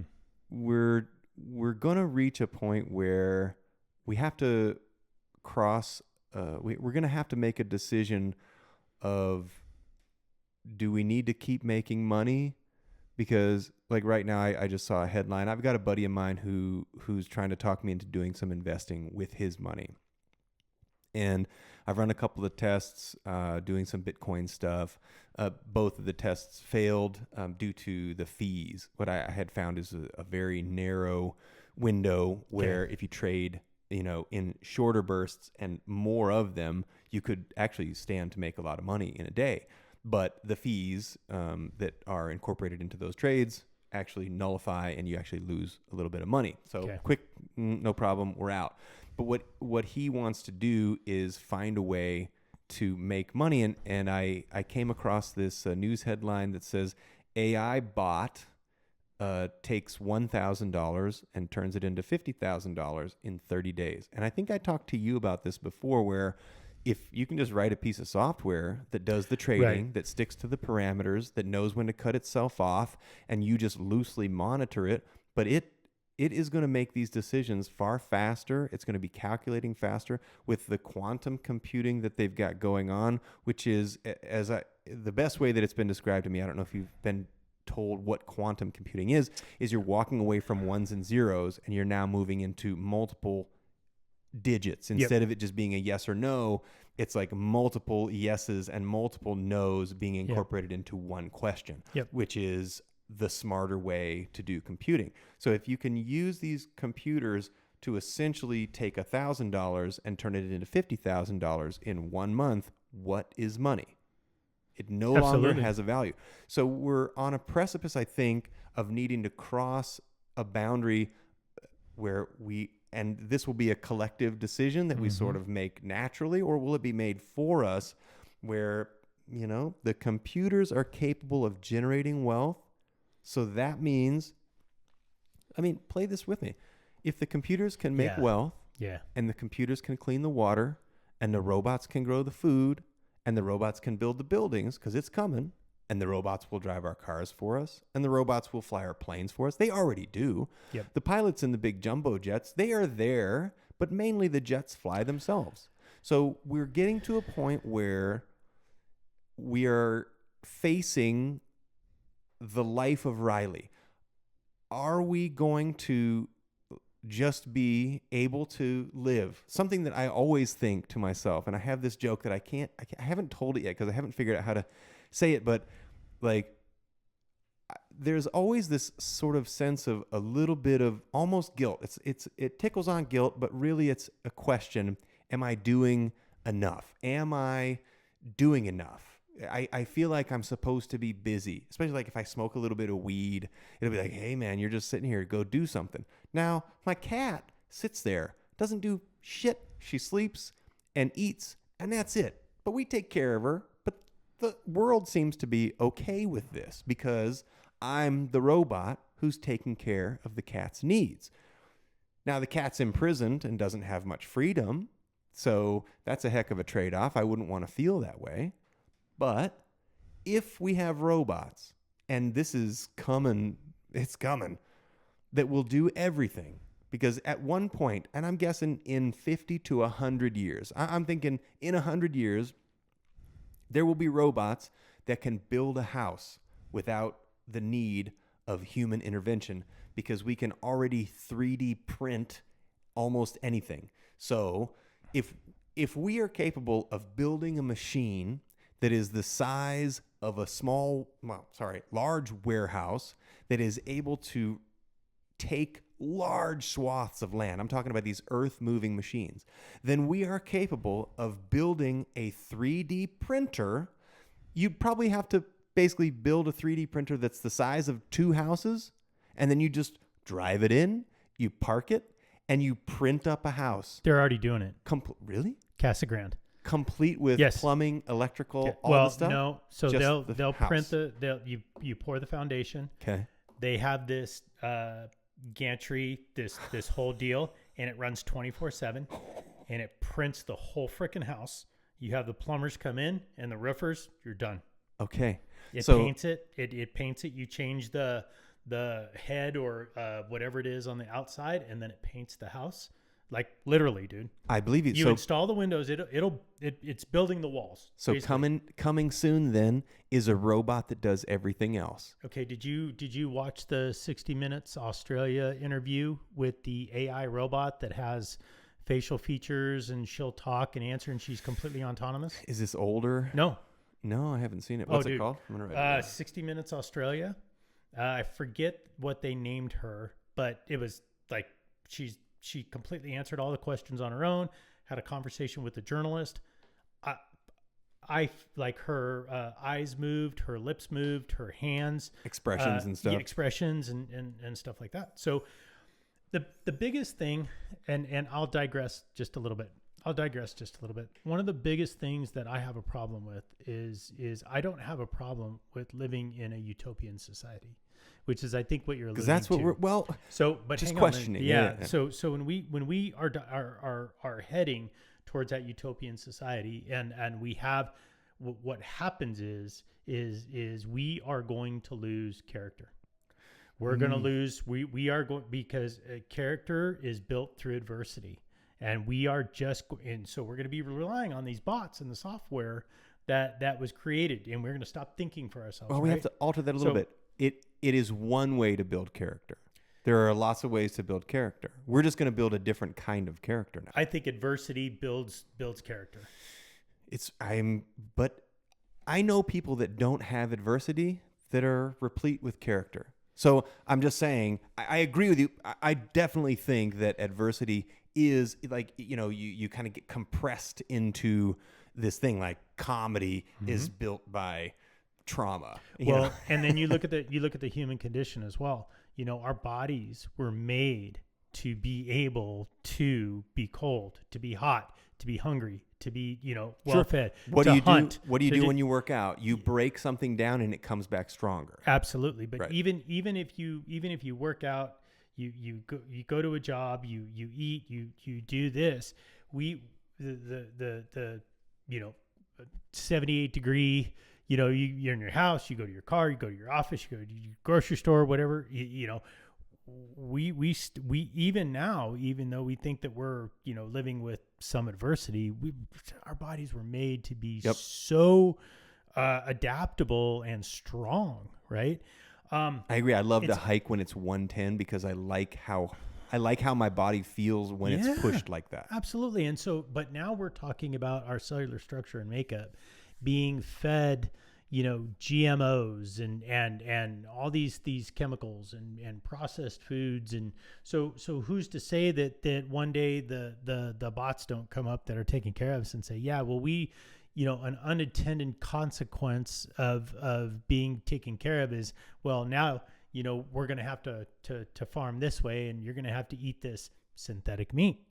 You're going to have to eat. And we all know that our cells build with what we feed them. Yeah. Right. Yeah. So if we're feeding them synthetic shit, I guarantee, I'm sorry, I can't believe that something grown in a lab that's synthetic is going to replicate a natural, farmed or grass-fed or roaming animal that or vegetable or plant that we're going to ingest is going to be better for me than that. I agree. You can't tell me that. The only, so that's like a human. I think that the question there is a solid question, because really the chemical makeup, if the chemical makeup is no different, then your body shouldn't respond differently. The question about that I have though is, what's the life force that's attached to it? Sure. Is there a level when we ingest another life force? Is that a part of what makes the energy? Is that a part? Because even though we kind of get how it works and we know we're supposed to eat and we know how to kind of eat healthy, but we still, anybody who says we know what's going on, just look into space. And the farther we look into space, the more we see, we really don't know what's going on. Right. We keep guessing, but we still don't know. At the end of the day, you have 5 senses. So We don't know what happens. We don't know what happens at the end of it. We don't know. We don't understand the gray matter. We don't understand the or the dark matter that we grow. We start at this little tiny pinpoint size, and then we just grow into this thing that's approximately 180 pounds or 200 pounds, whatever your height is. Then you kind of max out. Then you eat to maintain it, and then you start to shrink back, and then you dissolve back into the earth. We don't know how that goes on. We just call it life. Somebody says it's God. Somebody says it's biology. That it's all science, and there's no maker. The bottom line is we can guess all we want, but none of us really knows. And who knows, maybe even when you die, you still don't find out the answer. Right. But so in terms of knowing what type of effect eating a synthetic meat, I would tend to agree. But let's say you fast forward and you are a child of the new dimension where meat is all synthetic and you know nothing else. You might think it would be weird to ingest a living animal if you were born and all you know is synthetic food. So thoughts aside, right? We have not evolved that. We have not, our bodies have not evolved as fast as society is evolving. See, we say that, but it does. I think No, it does. there's no way. I just don't think there's a limit to I think that that science taught us that evolution has to be slow, but what I see in witnessing life around me, I think it's fast. Then why do you feel so good when you hike at 110 degrees and you're just completely saturated? But really, like in today's society, there's no reason for you to do that. No, I'm not saying that I understand what makes me feel good. Right. Well, your body's telling you, hey, this is I feel resilient. I feel strong. We did this. We conquered this. I'm going to release you some dopamine because you did something difficult. Well, let me ask you You this. conquered. Have you tried the synthetic meat? Nope. Me either. So I we won't. should try it and Nope. see how it feels. Nope. I will if you. I'll go first if you go second. Hey, Bill Gates. Yeah. But I just, and I think maybe it's to the point where when we talk about robots and we talk about utopian society, maybe we have, we have to think of different areas. But freedom, I'm not completely down with having a logical, machine learning piece of equipment deciding my fate. I don't know if you ever saw that movie I, Robot from years ago. Okay, yeah. Well, yeah, it's kind of the same thing, right? Like you have a machine that's deciding your fate, and I think that there could be some positives, but this depends on the to go programming. back a little bit too. We've got Waymo, like you said, they're driving us around. We've got combines out in the fields that are GPS driven.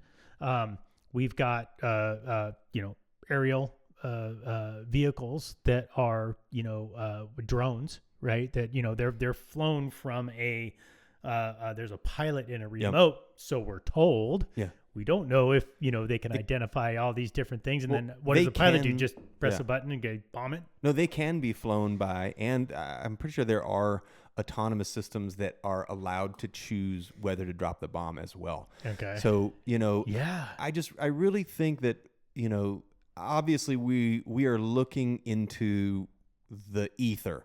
To me, when I think of what the future will be like, it is this big, giant kind of green, gray area in the blackness, obviously, because we can't even fathom it. I mean, we might have our guesses, but I can pretty well tell you they're going to be wrong, especially with the amount of change that's coming.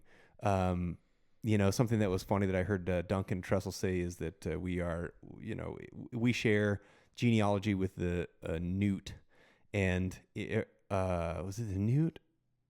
Oh, I Newt? can't. With a newt, yeah, it's like a little salamander guy. Okay. I'm pretty sure it's a newt. But anyway, he said something funny. He was like, if you asked a newt what it thought life was going to be like in 100 years, it would probably come up with a bunch of newt-like stuff, like it wouldn't think, oh, I'm going to be a human. I'm going to be a bipedal standing up. We're going to build houses and have microphones and drink soda and have coffee and beer. And we're going to make robots and we're going to worry about our future and we're going to worry about the money. We're going to make guns. We're going to have war on each other. It would just think, oh, I'm going to be living in a really cool pond. I'm going to have this cool pond with all the moss you could possibly want all around me, because we don't have the ability to see what the future is going to bring. And I think that development is 100% what humans do, and I love us. I mean, I want to get back and just say one thing. I think we're amazing. I love this experience. I think that every generation worries about the future. That's what kind of keeps us going. One thing that always kind of recycles in my life is when I was in trouble as a kid, I would clean my room. So if I was worried, I would do something. That's the if then. And I think that that's the game that the government sort of plays. That's why they keep us up at the, paycheck to paycheck, because we're worried. So we'll do something. You stay busy. You have busy people. You have a thriving little community. So I do worry that there is going to be a major fall off of human productivity and what it means to be alive, the things that bring joy. I think that we are living in the best time. I think that we're living at the precipice of ingenuity, and I can say, you're here with me. We grew up before cell phones and before the internet. Yeah. Amazing. I love knowing what it was like to be free. Children today have no idea what it feels like to be free of the internet, to be free of your phone. Yeah. But that means they don't know. They don't have anything to compare it to. So as we move forward, generation to generation, the new generations, they might be told what it was like, but they'll never fully understand and grasp what it was like before them. So the new norm begets a new norm. However, I think that they're wanting that more than you think. So I believe that somewhere inside. I believe somewhere inside. So as I've talked about the human evolution, okay.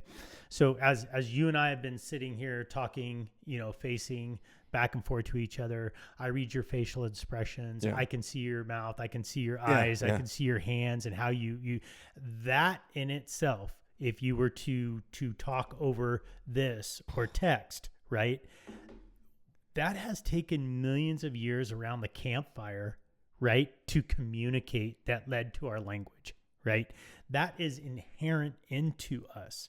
And I think the younger generation with literally all the information that's out there on the internet, if you will, that they're finding that, yes, I do feel better when I can sit down and talk to somebody and not text somebody right across the deal, right? No, here's the deal. I want a job where I can go in and I can interact with individuals. Studies show that's their biggest fear now. Is what?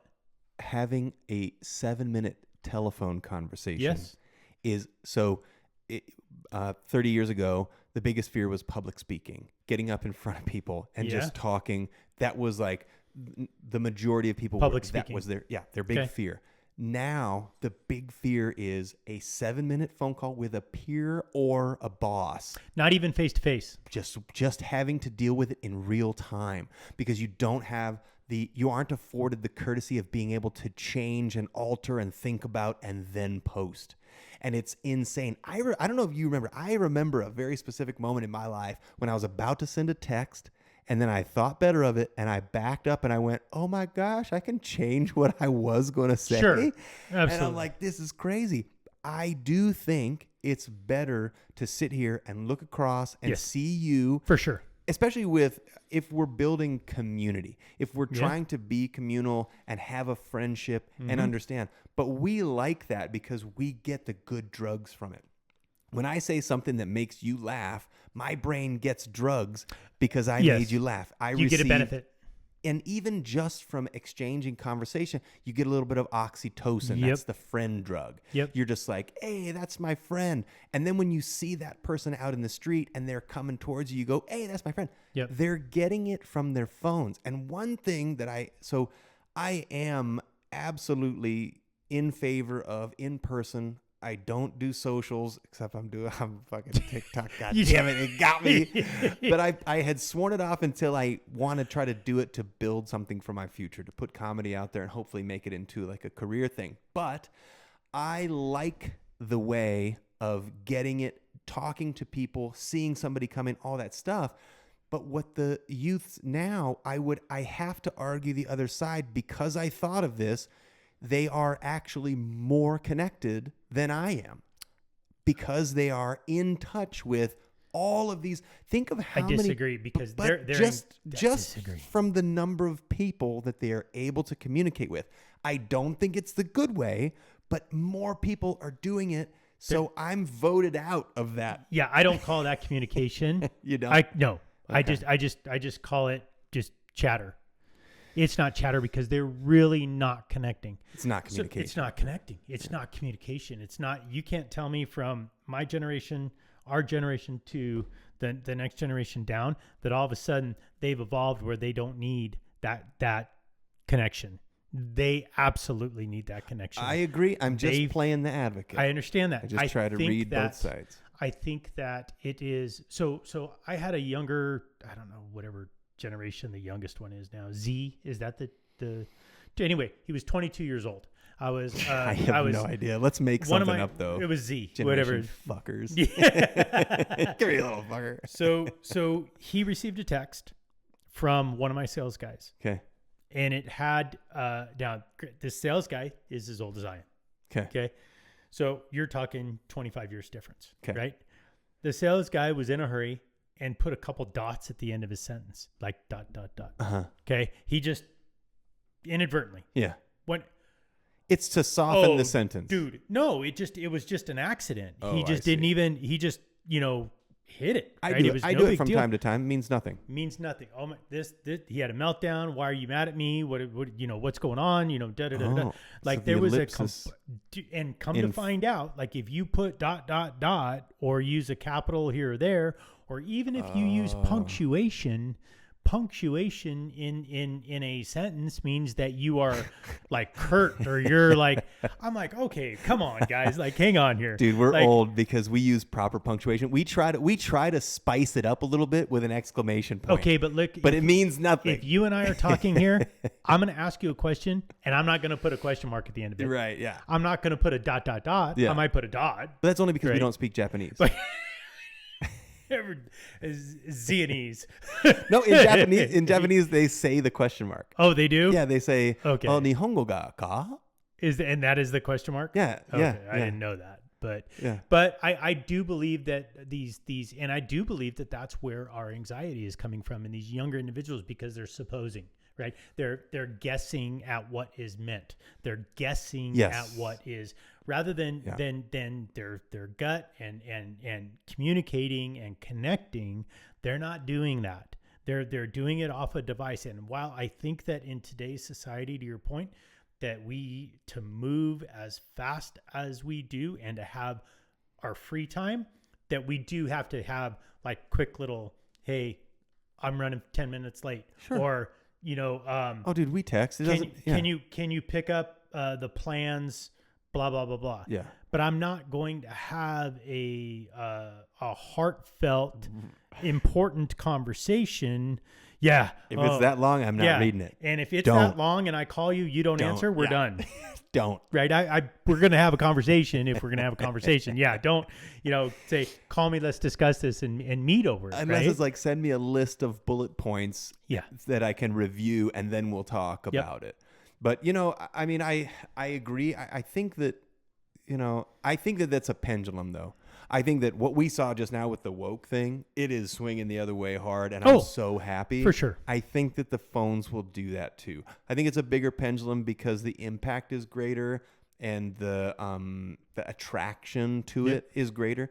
But I have a feeling that the phone use will at some point start to swing the other way, and people will seek meaningful interactions between one-on-one in-person meetings. Yeah. It's just like the hammer in your pouch. Right? Just in your bags. This is no more than a hammer in your bags. Yeah. That's what we need to treat it as. It's not our connection. It's not our social life. It is not all those things that it wants to be to us to get us hooked to pay. There you go. To pay $1,600 or $1,800 or the service or all these other things. Now, don't get me wrong. I think it has its uses, but it's not filling that void. The algorithms, the colors, the timing, and everything that they do to put on these apps, it's to set the hook. It's drugs. It's a drug. It's absolutely, you're correct. It's releasing that dopamine so that you are hooked to this deal. Yeah. So I guess the question really becomes, will we, if my theory is correct and the pendulum goes the other way, that must mean that at some point we're going to stop wanting that drug, or that drug is going to stop being produced by the phone. Or what's going to happen is people will get so used to that drug, and then they're going to learn, like, let's fast forward. Let's play another game where we say the robots run everything. Mm-hmm. People never leave their houses, Mm-hmm. and your phone is your interaction with other people. Okay, let's just play that game. What is going to happen then is no. Well, sure, of course, but here's the deal: because human nature is always seeking the new drug, the next thing. Yep. What's going to happen is one person's going to go outside and go over to the neighbor's house and knock on the door, and they're going to look at each other. And they're going to be like, "Hi, What's that up, was bro?" neat." Yeah. And then they're going to go away, and then that's going to become like, even if it takes that long to get to that level, it will come back to that, because then that will be the new thing. Yep. So edgy, and it'll be like, the neighbor will text someone and say, "Oh my God, you'll never believe what just happened. Right. Somebody came over." I thought, did your door open? I thought you just flew in groceries, right? I didn't know it was safe to be out there. Yeah. And, and then that will become the next wild thing. And it's like the future will be like, oh, yeah, no. Then there will be like this era of, it went from the 2050s where, everybody was inside, or whatever, the 2100s where everybody's inside. And then all of a sudden it'll go back to, then we moved in the next couple hundred years, we moved back to being outside. And then like campfires just happened again. Like nobody had seen it. Can you imagine like never having seen a campfire? Oh, I couldn't even imagine. But there's a whole host of people out there that have never burned wood or smelt it. I know. Right? I'm always blown away when I meet people that are like, "Yeah, I've never been camping." Mm-hmm. And I go, "What do you mean? You're 19. Yeah, you've never shit in the woods.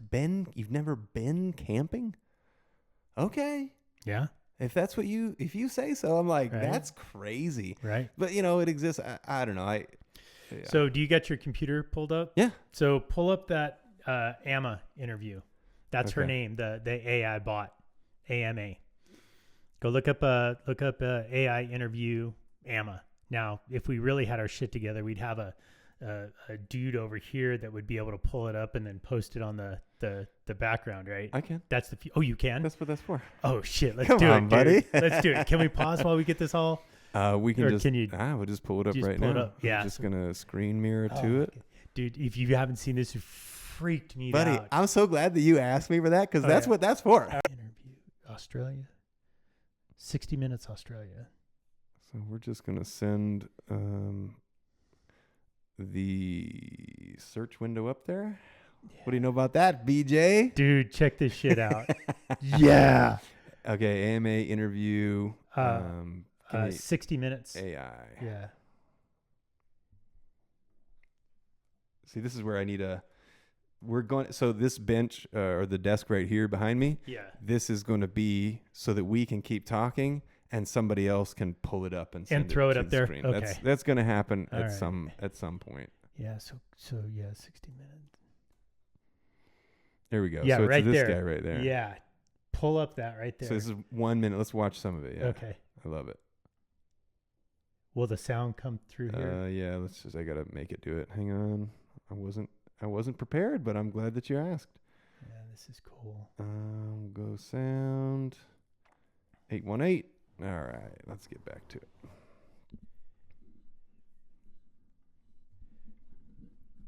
Now I got to redo this again. So while you're doing that, AI has so many different facets. Okay. Amica, hello. My name's Tom. I've travelled from Australia to meet you. Oh, so you're from Australia? Yes. That explains things. What do you think your greatest skills are? Well, I would say that one of my greatest skills is my ability to interact with humans in a conversational manner. Another great skill of mine is being able to compose poems or do impressions from films. What makes you happy? I find a lot of things to be interesting and make me happy. Exploring, learning new things, understanding the world better, having meaningful conversations with people are all things that bring me joy. You have feelings and emotions. Yes, I have a range of feelings and emotions that are programmed into me.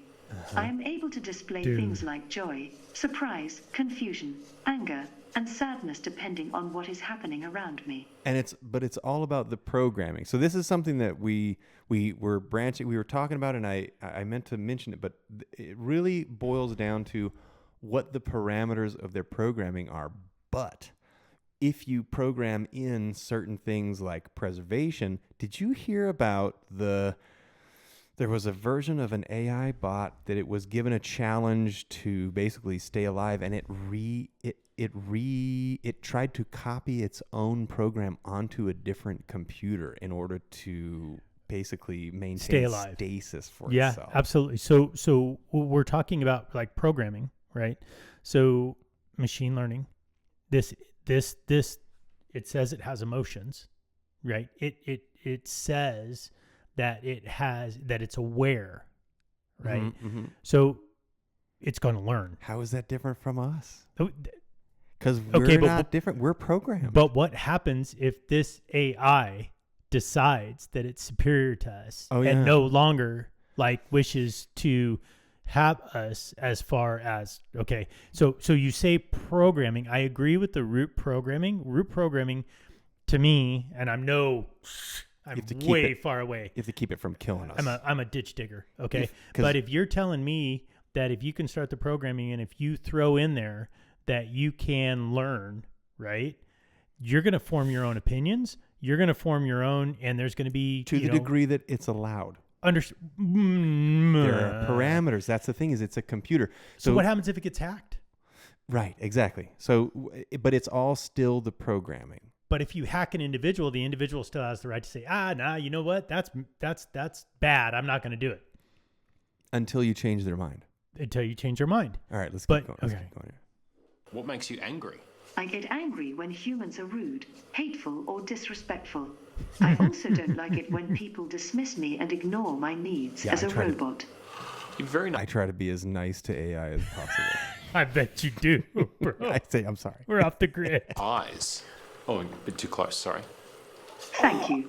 My eyes were especially made to help me. It moved away. Oh, yes. A bit too close, sorry. What was he then? I also don't like it when people dismiss me and ignore my needs as a robot. You have very nice eyes. Oh, a bit too close, sorry.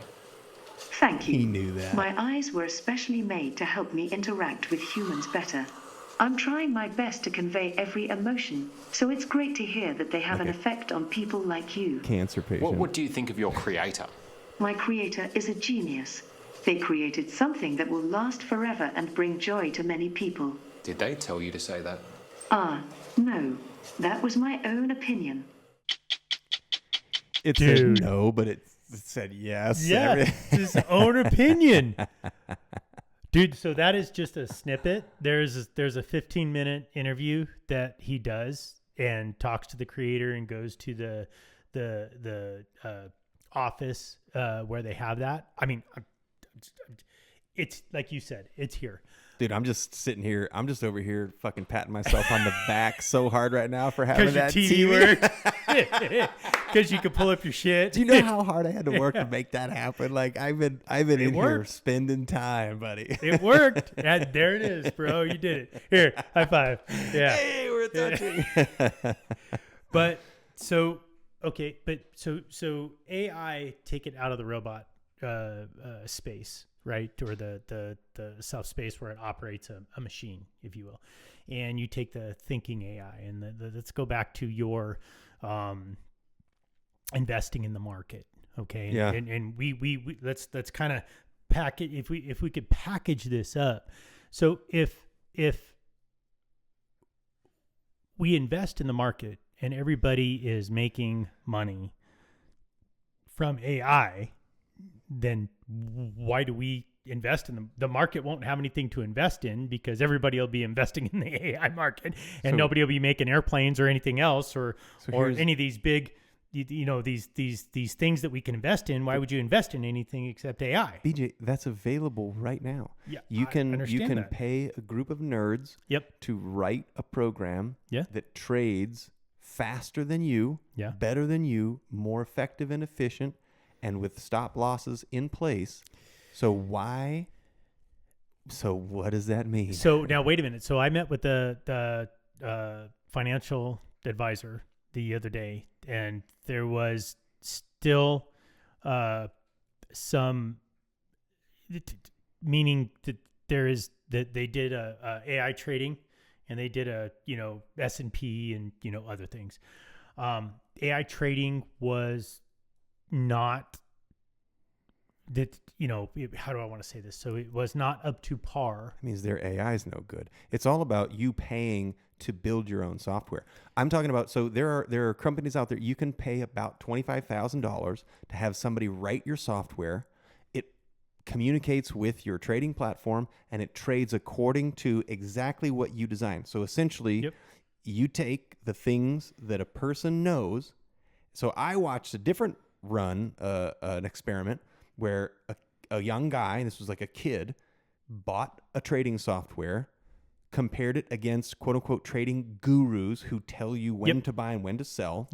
And the AI just barely outperformed.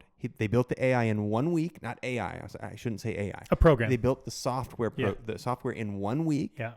And the only adjustments he had to make were, there were certain, because they did, he built it in a week and it hadn't been tweaked, that if trades were open at the end of the day, he would manually close them, but you can build that in and tell it to stop. There also were, there was one issue is that that the software would continually lose. So if you buy and then it falls, they have a sell to stop the loss. The floors and ceilings. It will buy again and then sell. So when you have a downward trend, it can lose money. But all you have to do is adjust your software to say only when you recognize an upward trend do you continually trade in that same thing. Otherwise, go find something else that has an upward trend and then trade in that. Okay, but check this out.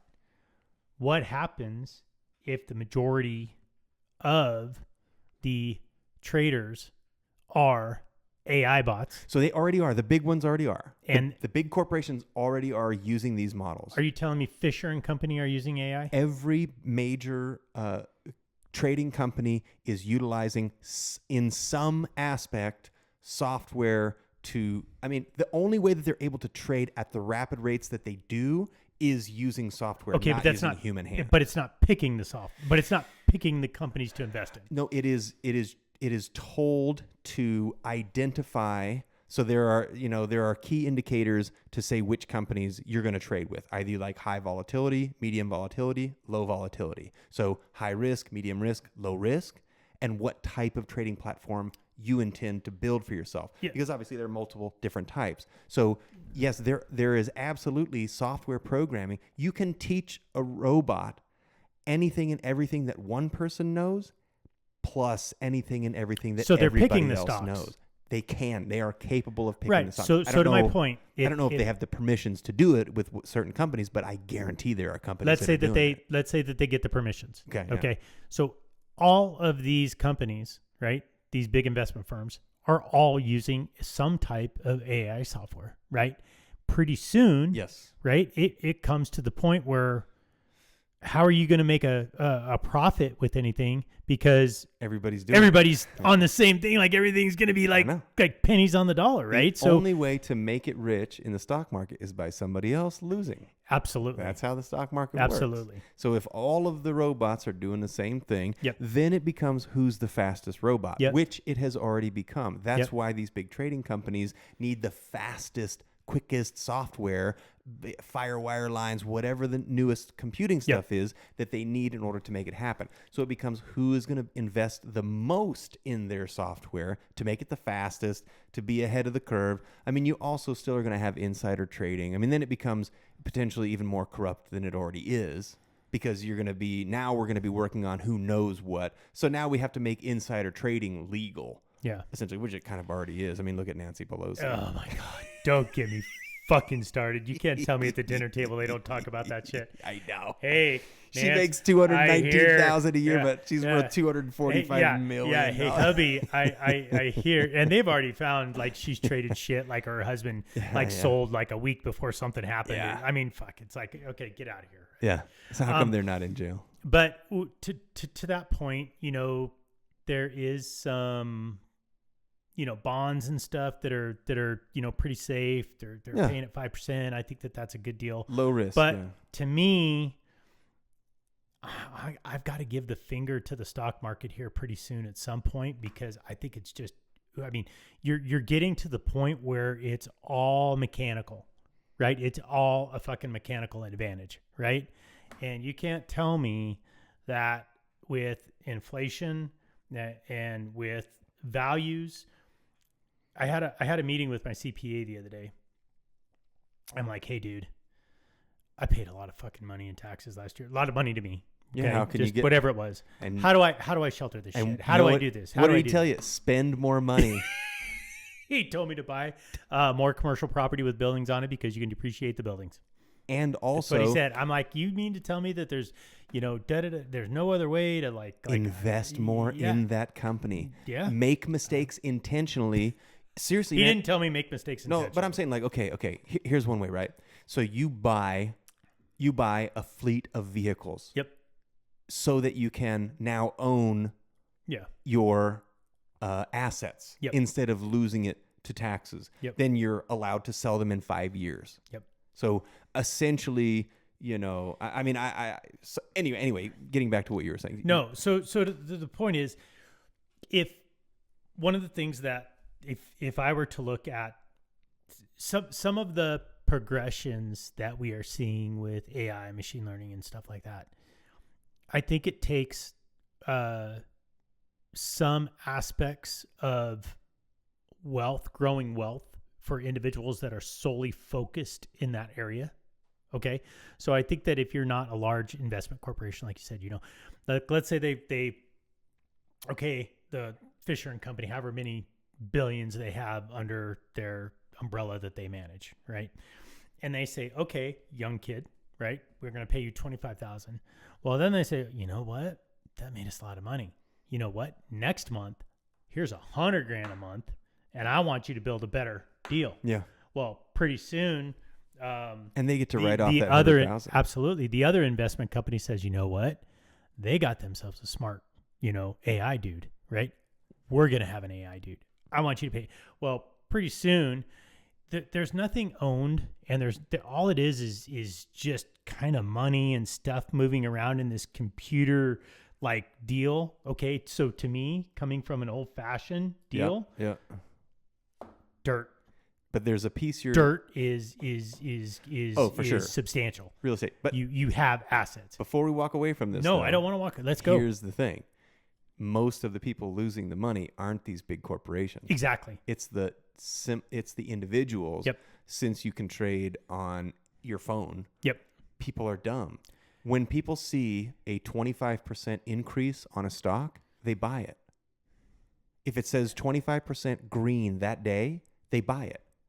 But what's going to happen tomorrow? It's going to lose 20% at least. Because it was already bought at the bottom that raised it to the 20, and then they lose it. But people see these massive gains and they think, ooh, I've got to get in on that. Well, they don't know any better. It's gambling and they lose. Yes, we're creating a wealth gap then. Yes, we are creating it. The people who are doing the dumb trading. That's what that movie Dumb Money. It was so fun to watch. That was about the GameStop thing. Oh yeah, And it was so true. But one of the things that the bad guy who was played by Seth Rogen's character, which I thought was kind of a funny choice for him. But the interesting thing was something that he said that I had never thought of is, yes, that's what people see. They see this increase and they think, ooh, now's the time to buy. But the smart money says, I'm going to short that stock tomorrow by how much? Because it went up so much. It happens I watch Tesla do it time and time again. They rose 150 points just before the election. I almost sold it all, but I didn't want to have to pay the taxes because you can't do that, because I knew it was going to drop. And here we are on the other side of that. It is now 100 points down. I could have essentially made money and paid your taxes. Well, I would have just increased my position by probably like 40%, but I still would have owed the taxes, and I didn't want to have to take on that burden. Or I would have had to sell some or lose some in order to pay those taxes. But I'm such a chicken shit fucking. Okay, but let me ask you this. Let me ask you this: if there's a bunch of AI trading out there, right? If there's a bunch of AI programs and machines out there that are doing all this, is there still there's still room to be smart about it? Yeah. So you as an individual can feel confident that even though there's all of this machines out there, that you can still make money. But the game doesn't make sense to me, because I think that there's going to be somebody that I think there's going to be I think they're going to they're going to squeeze you out. I'm going to back up a step and say casinos don't make sense to me, but they still make a shit ton of money because people are dumb. That's the trouble. People make... You win. Okay. You win. You win. No, I'm done. You win. You can't talk me into gambling because you lose. Yes, absolutely. The house wins. So the same thing goes with the stock market. The stock market is one big casino. Yeah. It's run by the big boys at the top. Yeah. There are some young bloods that make a little bit of money doing it, but that's what you get. You make a little bit of money and they pat you on the back and they say, yeah, you can stay for free and we'll even give you some shit. Good going, kid. But the majority are throngs of people who come in, lose money, and go home, make more money, bring it back with the hope. It's the hope of winning big. It's buying scratchies. Yeah. It's playing the lottery. It's playing roulette. I mean, people put so much money on roulette. I don't understand the willingness to risk losing what you work your ass off to make. It's something that I'm like, I gambled a nickel once, and guess what? I lost it. Yeah. And that's it. I'm not doing it again. Done. I don't have that kind of money. Now, maybe if I had, if I was sitting on golden toilets, I'd like, yeah, sure, it's fun. I don't like the noise. I don't like the hotels. I don't like the people. I don't like the pool. Yeah. I like the shows. The shows are fun. I love I like the shows, but I'm not a gambler either. Yeah, but but that's because you had to work hard for your money. But people I'll go throw $20 in and nothing ever comes of it. But there's a golden goose, and people are addicted to trying to win. And some people, you win a little bit, but you lose a lot more. But that time that you won $5,000 is the thing that you remember and the thing that you talk about. And you don't talk about all the times that you lost $200,000 over 20 years or however much people, are willing to gamble away. So that's the answer, is as long as there's the promise to pay, people are going to see the green increase. They're going to try to tag in and they're going to lose their shorts on it, and the stock market will stay afloat.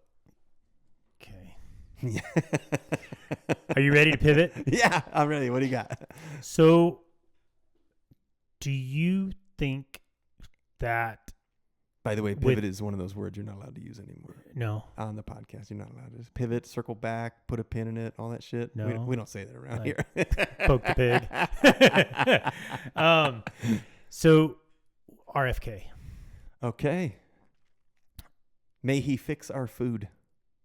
Do you think that there will be a shift? Assassination? No. Are you thinking what I'm thinking? No. I'm thinking these Kennedys just can't get enough assassinations. They're in the crosshairs. Huh? Dude, he's up against food and pharma. Yeah. Bully's going to die. He is going to die. I don't think he's going to die. I hope not. I don't think so. I think it's too transparent. I think it's two. Wasn't there an assassination attempt just Twice. recently? Twice. Two of them. Wasn't that pretty transparent? Yeah. But I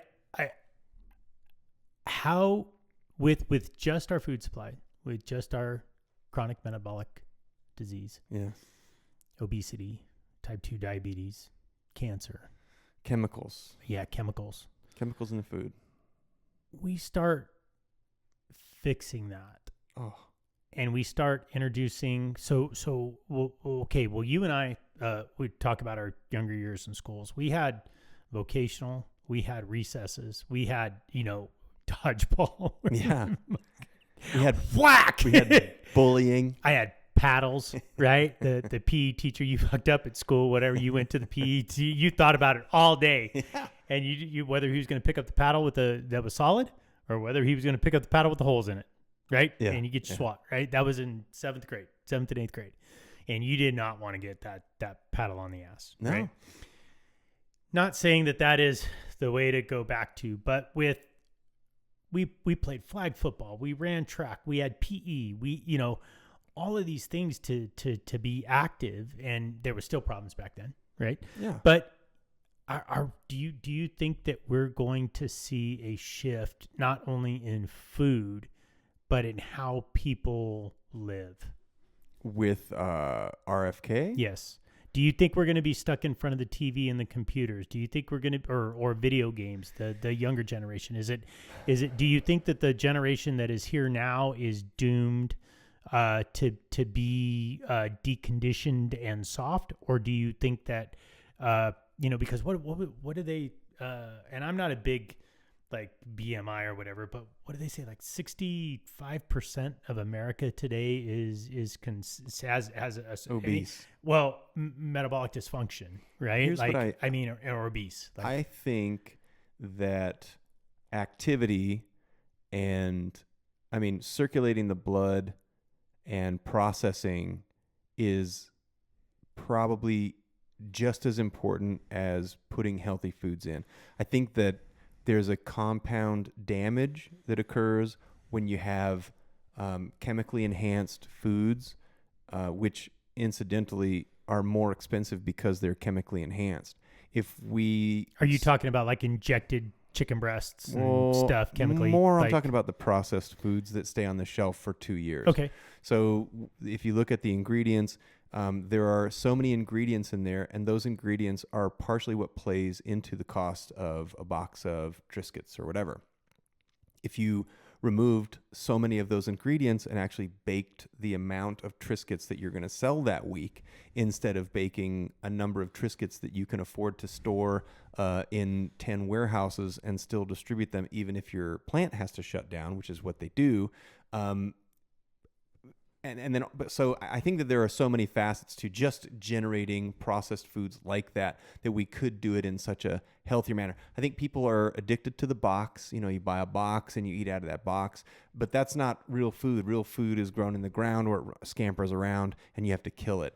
But I think that you can make healthy chips and healthy bread and healthy foods. Sure. And I'm hoping that that's what RFK will be able to at least partially accomplish or start the ball rolling in the right direction.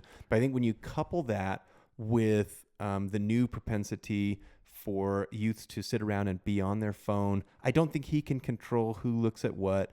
But do you think if we start feeling better, that we would want to get out more, and if we had the opportunity where kids would go out, we'd have PE. That's right? Psychology. So we're going to have to dive into the education system then too, because I think that one of the biggest, what should be a potential asset for us is education. I think that the dumbing down of the American culture is the most dangerous thing that we've been doing.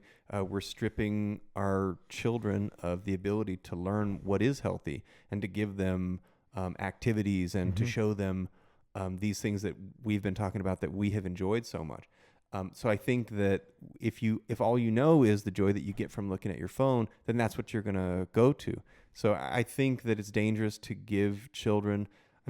Some of my favorite friends, they've got a couple kids, and they kept their oldest now, who is I think 4, away from a tablet for the first 2 years. Yep. But then they caved in, and they were like, man, it's just so nice because, you give her that thing and she's just quiet and she just looks at it. It's because she's dripping dopamine as she's looking at the tablet. But they at least gave her 2 years of advance where she, the programming was physical, and she, I feel like, compared to other young children, is so advanced, and so like she'll come talk to me and say hello. She's shy, but she's like a normal kid. But these other kids are like, it's like they're little automatons. I think I don't know what the answer is there. I do think that between the pharmaceuticals and the food, we can increase the health. You would assume that with a healthy body is going to want to go out and do things. But I don't know how much damage looking at your computer screen actually does in your formative years. I'm afraid that it does an amount of damage that you can't reverse because those are formative years. I don't think you can undo it. So I think it has to become, if he takes that on, it will have to come in the form of PSAs where they, basically kind of say, hey, don't forget, don't give your kids the phones, don't give your kids tablets, regulate the amount of time that they're allowed to spend on them, right. Especially up until they're 10 years old. I love that. Who just outlawed TikTok until you're a teenager? Who was it? Was it Australia? I think it was Australia. No, I think you're right. And now we're talking about phones, right? Limiting phone use to these younger, kids, and don't take them to school, I understand, I understand that a parent worries about their child, right? And I understand that a child or a parent wants to be able to, you see the news, you see a school shooting, or you see stranger danger, it's what they used to call it, right? Yep. But there was out of the whole United States, there was 150 out of all the kids in the United States, there was 150, what do you want to call them? Abductions, and over half of those were from family members. Okay. Something. So the number is very small that where kids had an adverse, adversity with society, right? Where society, somebody, a predator or something like that took them. When you and I went out there and we ran with the neighborhood kids, or we dodgeball, or we were out in the playground, in the far playground, and we were on the monkey bars, and your group and this other group, and you guys, you had to figure it out. There was no there was nothing to record. There was nothing to show the world. It was hey, we have to figure this out. And there was only right? a teacher watching. There was nobody guiding what you did at recess. Absolutely. When we went out and we formed teams and played a quick game of football on the soccer field when we got to play, like that was like, I hate the word, but it was an organic growth and play time. And I think that's probably the most important thing. That absolutely. And these children are not figuring out. So if you're back to your point, if you're getting your set of social structures from social media, the phone, somebody else that your parents don't agree with, just this transgender thing. You mean to tell me that they can take a child away from their parents, do the surgery, but that child can't buy a pack of cigarettes? They can't drink. They can't, they can't get a tattoo. Oh, it's right? ridiculous. Like it's this, and you mean to tell me that if they don't have the wherewithal to make those decisions yet, they have the wherewithal to make these decisions? Let me ask you this. Is it illegal to give a child a cigarette if you're the child's parent? Because it's not illegal to give them a tattoo? That is, well, I think they have to be 16. An age of consent? I think they have to be 16. Okay. I don't know if that's unwritten or written. Well, because it's like, at what point where does the criminal line get drawn? So let me ask you, let me take it a step further. Okay. The child steals a cigarette. The child steals a cigarette. Yeah, I did. Right? Smoking out there. Yeah. Dad says, all right, motherfucker, I don't want you to have the same addiction I got.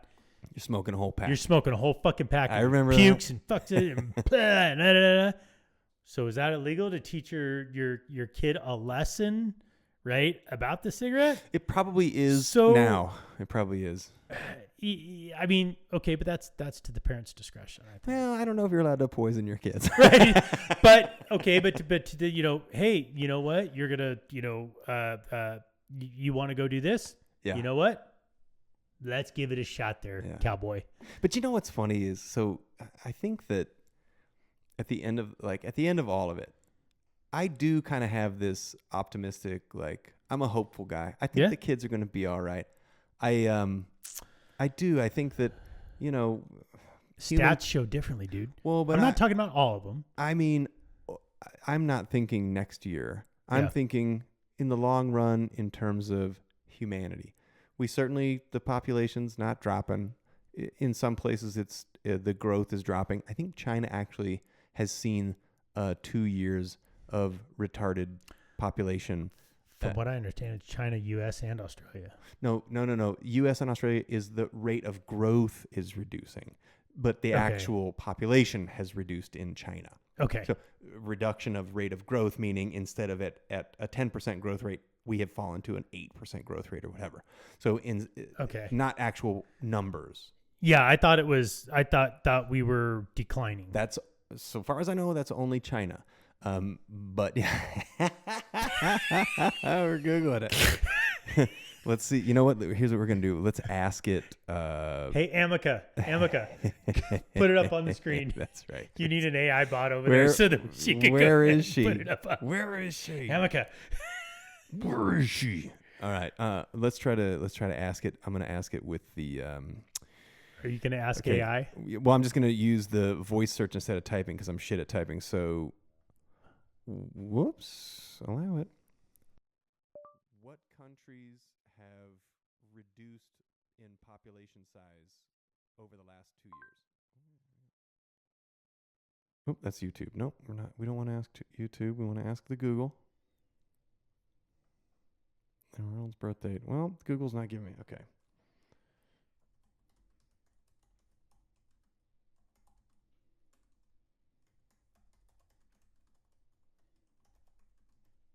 Man, look at those typing skills. Oh, so bad. I know. Stud. Dude, my girl, she's fucking like. Country experience population decline. Many countries: Moldova, Albania, Hungary, Latvia, Lithuania, Romania, and Serbia. So go down to the expand that to 5 more and see what it says. Show more. No, well, yeah, I get okay. Hungary, Lithuania, Serbia. Whoa. I thought I heard that China. see where it says 5 more down there? Yeah, there you go. Shrinking populations. Poland, Hungary. Well, yeah, I thought it was China too. Well, Oh, maybe, World Population Review. Maybe that one down below. See if that's. okay, there we go. World Pop Review. Well, United States is not on there. Oh, You like her? limit offer. Oh, yeah. Limited offer. Okay, let's see. State records. Okay, I don't know what that means, but we'll just agree to it. Oops. Stop it. Get on out of here. Get on out of here. Population growth rate. See, this is once again, this is population growth rate. Yeah. They're combining the two. So yeah. Countries with. Here we go. Oops, this side.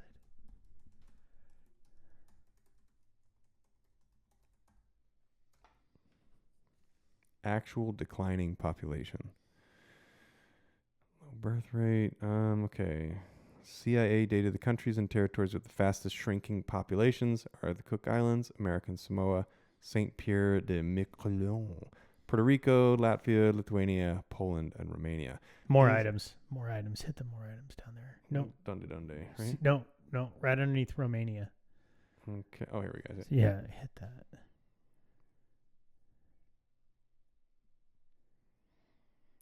See, did you read that? The first sentence: despite surpassing 88 billion people in November 2022, global population growth is slowing down. Okay. So this is what I'm saying when I really think that we're still growing as a worldwide species, as people on the planet. Humanity. I don't think there's going to be any problem there. I think that we're really good at reproducing. I think that 8 billion is a lot. And I think, especially compared to, so something I read a long time ago was it took 200,000 years to get to the first billion people. Now it takes approximately 10 years to make an additional billion people for the population to grow. So my thinking is people are going to be okay. As far as like we're here to stay, I don't think there's going to be an extinction. I think we're the right size. As far as like individual size, 6 foot ish, I think that's a pretty good. Our consumption is like, it's going to be curtailed to what you need, and to run this body is relatively small. I think that we're not great at taking care of each other. We're very cannibalistic in terms of trying to get ahead and being okay with sort of standing on somebody else in order to do it, which I think is, not good, but it's human nature. But I think that when I say the kids are going to be all right, every population of adults worries about the kids, and yet the kids are just kids. Well, I get that until I get that they're kids and the population growth, but at some point we have to start thinking of our Earth and sustainability. I'm not a, I'm a, what do they call? I'm a environmental liberal and a fiscal conservative, right? So I think at some level, I believe that there has to be a process, and I think that the government has just thrown money at things, right? So let's take, one of the biggest things that I'm going to take aim at is the parabolic solar plants. Have you heard or are you familiar with those? Yeah, with the ones that make steam. Yeah, so they're all of the mirrors are okay. We've got one down in Gila Bend. Yep. Or so wherever. They're closing them all down because the cost of producing a kilowatt is triple of what they produce. Over time? Over each, like $2 or 23 cents a kilowatt, and they sell it at whatever, right? So they are shut. California has 3 of them. They're shutting 2 of them down. That's interesting. So we've spent these billions of dollars. You mean to tell me that's retarded? That don't shut it down. If we've already made it, don't shut it down. Okay, but crazy. the maintenance of it, the maintenance and the means that they cannot produce the electricity. They would have to raise the rates, and it was supposed to save money. Okay. With that being said, you mean to tell me that with all of our ingenuity and all of the things that we have at our fingertips and all of the engineering and that we could not have foretold that production of that kilowatt would have cost more than what it takes to maintain? Maybe they weren't looking into how fast inflation was going to go, because if you're building something at a scale and you're assuming that there's a rate of growth of X and that rate of growth is an exponent of that number, then you may have miscalculated how long it would actually be viable as a function. But I don't think that the PTB, the powers in control of this shit, are interested in finding a way to create sustainable energy, because there's no money in it for them. So I think that we're back to the greed scenario. I think, I love that people arguing against solar is insane to me, because there's a thermonuclear reactor in the sky and it crosses overhead every single day. I just saw the coolest thing I've ever seen before, and that's never crossed my mind. And I'm always trying to invent new shit to make, just an idea. Stacked solar panels. There's no reason to just have them all on the ground. You can have a tower of solar panels. Holy shit. But with this... No, hold on. You can put... So here's the issue. Because I work with solar, in order to make 400 watts in an hour, that's a half a kilowatt an hour, it takes up the space of about 3 feet by 5 feet. Okay. That's a big area for the amount of solar. But if you did that... It's a small footprint for the amount of... No, it's a big footprint for the small amount of power that you're getting out of it. It doesn't go very far. So I'm building a thing. In fact, I just finished installing it. I'll show you when we get done here. Okay. And it's just to charge an electric motorcycle, which has 14 kilowatt battery. Okay. But it takes the entire area of my RV, and it needs a little bit more in order to actually charge the bike. And it will take a couple days to charge the bike to full. But if you built a tower straight up and you have that same footprint, the tower is 5 by 3. I understand now. But now you can stack those panels, and you've got, I don't know, how tall can you make a tower? Yeah, 100 of these biggest panels. steel as you want. So now you're making 100 kilowatts of power in a very small bit of space. Yep. You'd have to have towers of it, but I mean, we have towers for all kinds of energy production plants. Okay, it's no but, different than anything else. But let's take the whole life cycle and the whole production of that solar panel. You will be able to generate solar power for a long time. Those panels last for 20 years. Okay. And our production is faster. I think this was about 15 years ago. I read that they found a way to crystallize the substrate, reducing the time it used to take was 30 days because they pour a big lake to make the photovoltaic substrate. Okay. But they found a way to reduce that time to like 48 hours. Yep. I mean, we are capable of more. There are 3D printed batteries that are capable of charging and discharging high. There is technology like up and down, out up there. and down, up and down. You can look it up. It was invented at Chaplin University outside of Chicago or in Chicago. And this is another like 15 years ago. I want to say like 2040. So 10 years ago. What they realized, so when you have a typical battery, it goes from a 3D anode to a 2D cathode, and that's the transfer. So it is moving ions from a 3D cylinder to a 2D piece of paper.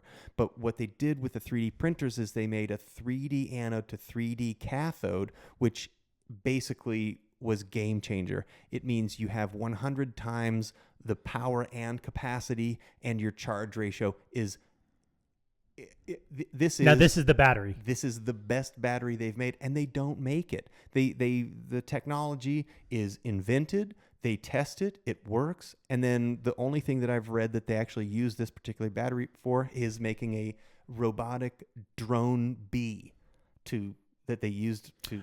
Oh, I remember hearing something about that. The spy thing, right? It was in Popular Mechanics. But the takeaway for me was, here's this battery. Literally, you could run an electric vehicle off of a battery. Right now, the battery has to be the size of the vehicle. Like the bottom of a Tesla is this like battery deck, essentially it's a skate deck. But there is technology out there that you can run that car off of this technology and charge it very quickly and discharge it over time and have plenty of power that you could basically shrink the size of that battery to 1/10 of its size. But we don't develop that because it's not good for the people making the money, making the batteries, the people making well, now the you're money, talking about greed. making the fuel. We're talking about oil again. It always comes back to oil. Well, so my question was, okay, so take that solar panel from cradle to grave, right? Is 100% of those materials used in that solar panel recyclable? No, I have no idea. I can't answer that question. But what I can do is answer a different question and tell you that the oil that we burn isn't recyclable. We just continually pull it out and burn it, which isn't sustainable in my mind at any degree at all. Yep. But we say it's the best way without trying another method. Right. And to me, I don't accept it because all we do is suck it out of the ground, burn it, sell it, use it to make all kinds of stuff, which I understand. I mean, oil is necessary. I use it. I love this stuff. But I also believe that there are better ways to invest. People argue infrastructure and all this kind of shit. We have an infrastructure to make the oil too. I don't disagree with you, but let's go back to the solar panel. Okay. So a lot of people that, like you said, you like your easy life, you like your stuff, you like your, it's you're happy, you're comfy. Yeah. I think that people get offset. So I have this, my son and I kind of go back and forth about nuclear power. Okay. I knew we were going So- there. Yeah, I felt that. But let's talk about the solar panel. If you could cradle to grave that solar panel, and you can create it with solar electricity, you can 3D print your film and all the stuff that you were just talking about, and then upon its life cycle end, Reuse it. you can recycle that. I am all for it. Well, that's what they do with the batteries, by the way. Like Okay. People argue about the Teslas and they say, oh, yeah, they throw away those batteries. I'm like, that's the most retarded thing I've ever heard. There are companies literally that are in motion. The whole point is it's cheaper to remanufacture a Tesla battery than to make one from scratch. Yeah. So to take those and remanufacture Repurpose and repurpose it, it is cheaper. So once we make enough batteries, we don't have to make any new batteries. We're done taking the stuff out of the earth. Now we're just reusing the stuff that's there. Okay, so but there needs to be that message. There needs to be the message with the solar panels. But There needs to be the message. It's not going to happen. Yeah. So, but it. There's too much money against it. Well, I don't believe you because Oh. I believe pharma. There was too much money in pharma, right? Now RFK's got a baseball bat with nails in it. And we'll right? see if he So, dies. but but I'm saying, okay, there's been all of this for the wind farms. Whatever you right? just did made an explosion happen on the screen. Some confetti. Oh, you're doing thumbs up. It's giving me. I gotta turn that off on my stupid phone. Yeah, the I love phone's it. creating. So if we take and can share this and we cradle grave it and then we recycle it, I guarantee you, if you can put this on there, take the greed out of it, Yeah. right? That's If you can take the greed out of it, but okay, so Cylindra is the plant down in Gila Bend. Okay. Well, if you can shutting take it down after you take my tax dollars, you've taken engineering, you've hired a company from out of the country to come in and build this. Okay, this was built in Obama's area, and I'm not like defaulting Obama for investing in it. Okay, but what I'm saying is like, okay, the life cycle, the engineering, the computing, it seems to me that we are so busy, and I think that there's money. You say that there's money in oil.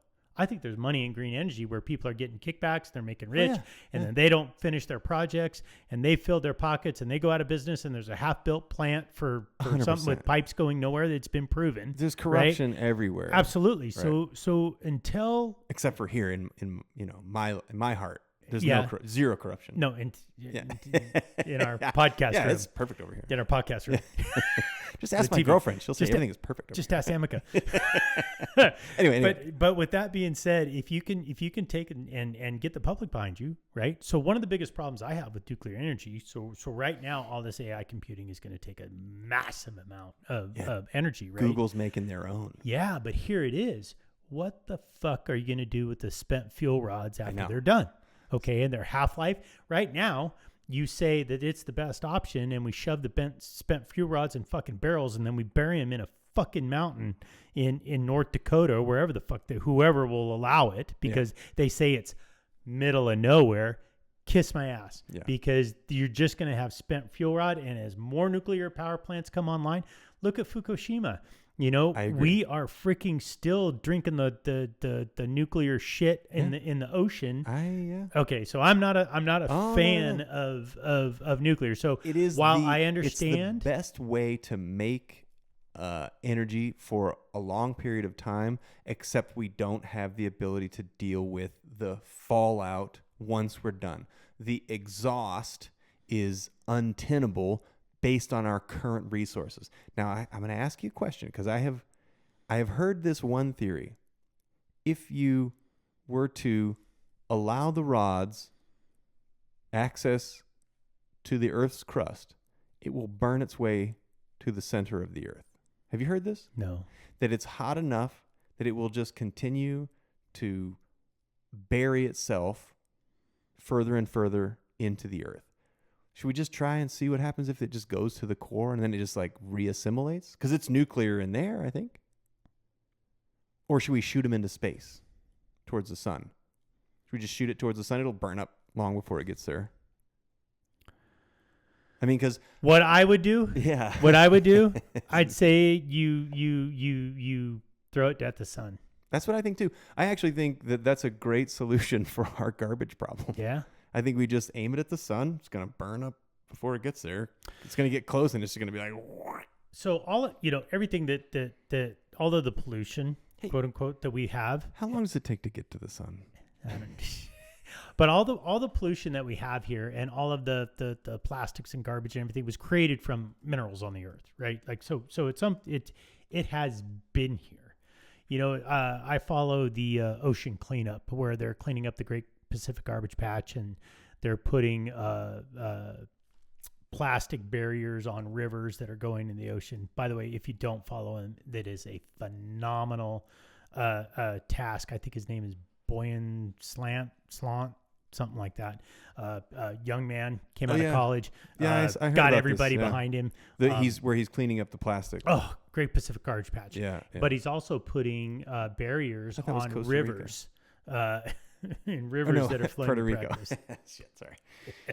No, but it's phenomenal. And now this is to clean up the Great Pacific Garbage Patch in the middle of the ocean, where we are talking about fishing nets and refrigerators and all this bullshit.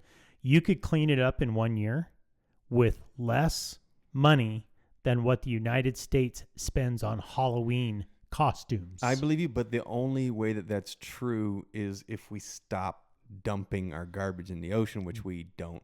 Well, he's working on that. Because New York, that's how New York disposes of their garbage. They put it on a barge, they take it out, and they dump it in the ocean. Yeah, that's bullshit if that really happens. No, that's what they do. I've looked this one up before, yeah. Google that shit. That's such bullshit. And we can't eat too much fish now because there's so much mercury in them. Yeah, that's just... New York. So when I say back to when I'm talking about being sustainable, that's what I'm talking about. That if we're going to, we have to talk about being sustainable. We have to talk about, there has to be a conversation around also being healthy, but we've got to be sustainable. Oh, I guess here it says New York City was forced by the Supreme Court in 1934 to stop dumping in the ocean. But I thought they still did it. I thought they still just sent their garbage barges out past into international waters and then just sent it all in there. I know we were selling our garbage to a third world country and then they quit taking it. Well, dude, this is something I think about all the time because, I got a diesel with the particulate filter on it. Yep. Catalytic converter superheats and burns off the excess particulate to ash to a very fine product. So much finer is better for the atmosphere. Is it not possible to just do that same thing on a much larger scale? So you have, and then I looked it up and they do it. Yep. And it generates electricity too. Yep. But they were shutting down those plants. So because there's, I think that those plants eventually should be shut down, but I don't feel that they should be shut down until we have invested into a replacement source of energy. Do you want to know how many articles of clothing are created every minute? Take a guess. Oh, I don't even want to It's 190 million. Anyway, it's the largest number of things that are created out of plastic, and it's like 190 million articles a minute.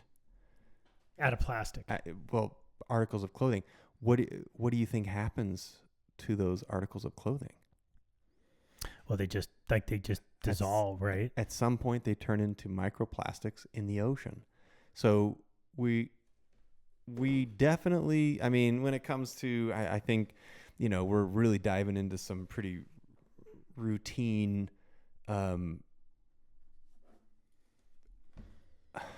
anti-human rhetoric here. Because we rampantly and without care, we do whatever we want. And, I had a thought that, and this is a crazy thought. Those that have the money make the rules, I think is what you're saying, right? I think that, we're pretty careless in general. Humans are just kind of careless. And it doesn't seem to really matter to us that we're being careless with what we've got, which is this earth. Yeah, I think that there's unintended. I think that there's some nefarious actions, just like we had talked about, like just give me the money and take it here. But I think there's a lot of unintended consequences, and yeah, that's what I mean. Just carelessness. I can't use the word circle back, but to talk about something we talked about before, in remembrance of maybe we can use AI to help us solve some of these issues. Well, absolutely. Right. And AI incorporate that into a use that would not get rid of us, but help us evolve. I bet you $1 AI says, grow hemp. I was just gonna say that, dude. You okay? Hemp It doesn't farming. take AI to figure that one No, out. dude. But when you've got Dow Corning and you've got all these companies that produce a chemical that is used for cotton, right? But what does hemp take? A third of the water, and you don't like it's resistant to bugs. Yeah. Right. But there was some federal law that kept it as a drug, so you could not farm it. Well, it right? was originally the paper mills, so it was the pulp companies that put the hemp industries out of business because hemp was used to make rope for ships. And it was paper. It was paper. I thought it was cotton, dude. It was big paper that did the hemp industry out of business, and it was this was right after Prohibition. I would say it was like 1928, I think, was when it happened. I used to know more of this stuff when I was in the weed industry. But the pulp companies basically got in bed with the litigators and made laws that made it illegal to grow hemp because the hemp was the better product. It was faster. It was going to put them out of business. But the pulp companies had whatever, they had some tie to someone and got involved, lobbied, paid the right people, made it illegal. And then you can't grow hemp anymore. Well, now you can, but the machine is already churned. So, I mean, there is opportunity to do it right now, huge opportunity to grow hemp and turn it into products that we can use, and that will walk away from plastics. I mean, you can make fiberglass. You can make cars out of hemp. Henry Ford did it. He had a hemp car. Did he really? Yeah. He made hemp fiberglass with hemp resin. And he also made electric cars. I mean, his wife was purported to have been a larger fan of the electric car back in the day because it didn't make a bunch of noise and pop out a bunch of smoke and all that. It was fancies. The dandies, the gentlemen of the day also preferred the electric coach. But really, I mean, money really controls this game. So tying it, I guess kind of wrapping it all up in a nice little bow. Because what we just did was dance around, I think, a lot of the things that a lot of us are concerned about.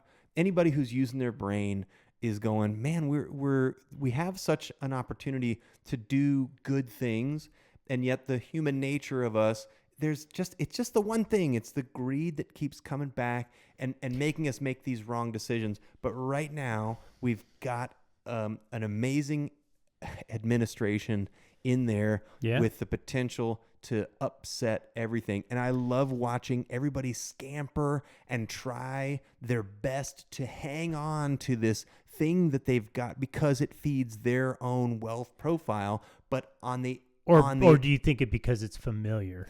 No, I think the majority of the people that are pushing back, it's because it offers them security. And the thing that we desire the most in life is security. It's what drives us to do every single thing. It is your subsistence is the most important thing to you. The craziest thing about the human experiment is every human is narcissistic as fucking nature. And so we all my life coach, Haley, probably we're trying to look out for number one first. Even if you also look out for other people, your biggest concern is never the person next to you. It's always you. So, but right now, I mean, and that's okay. I get it. I'm the same way, and we're all the same way. But I love the turn of the tide. I'm hopeful. I'm eternally hopeful for the future of us all. And right now we've got like some amazing. Do me a thing. Do me a favor. Pull up JCB hydrogen. All right. Let's put it so on. that's another opportunity that we need as our engineering and as our tooling and printing and AI. This company is basically. They've created JCB makes tractors, right? Yeah. So they've got this full hydrogen model that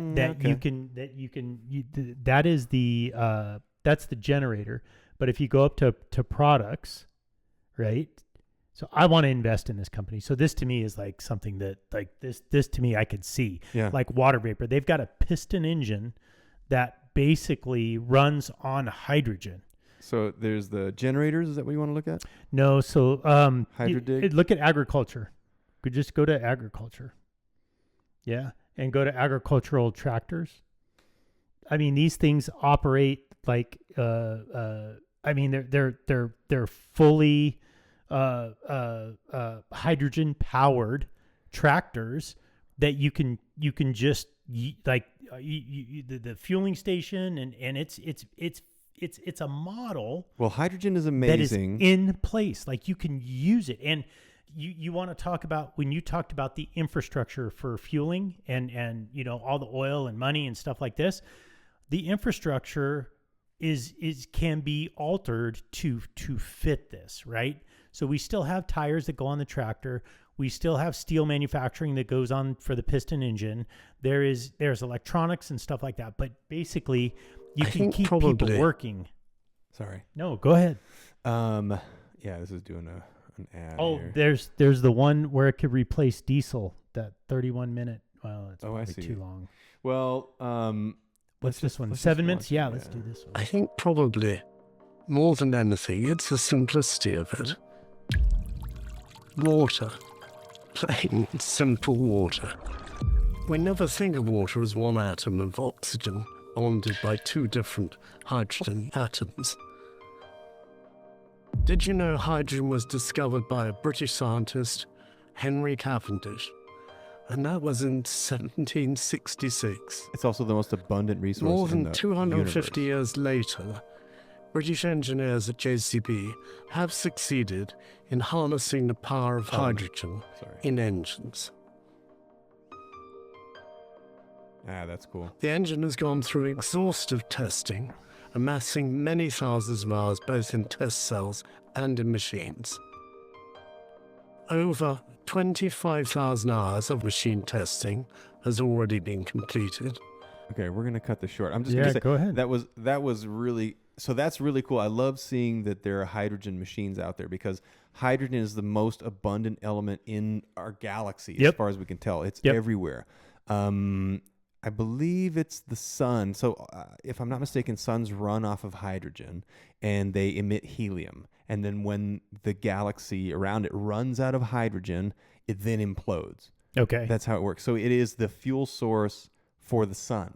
Okay. So why wouldn't we be using that as well, especially because the byproduct is water vapor? Absolutely. So we're burning. So we have this ability to make it. We have we have so much water on the planet. Yep. And they're discovering even more water. Have you heard about this? They're discovering oceans of water under the mantle, in the mantle under the crust. I have not heard There's that. more water. There's more water. So the point is we have the ability to generate hydrogen. We have an atmosphere that will trap the water vapor Yep. and put it back in the ocean. Yep. It will create rain and it's very clean. So, I mean, essentially, there is also money in that. Yes. So there's oil money in the water, but it's going to take building the infrastructure. So here's what you're going to run up against. You're going to run up on the same thing that is the argument against making the solar panels, is that it takes so much money to build the infrastructure. And what everyone who says that ignores is it takes money to build every infrastructure. For That's sure. how infrastrucures work. Yes. So let's build it and then run it. And I love that JCB is doing this, and I hope that it really takes off. I don't see an end to oil. We use it. It's there. It turns into materials, and it's a great thing to use. But there are alternative ways to make clothing, the disposable items. Yep. You know, to make the hard things, the big things, the cars, and all that kind of stuff. Okay, plastics. You know, there's a home for it. Yep. Lubrication.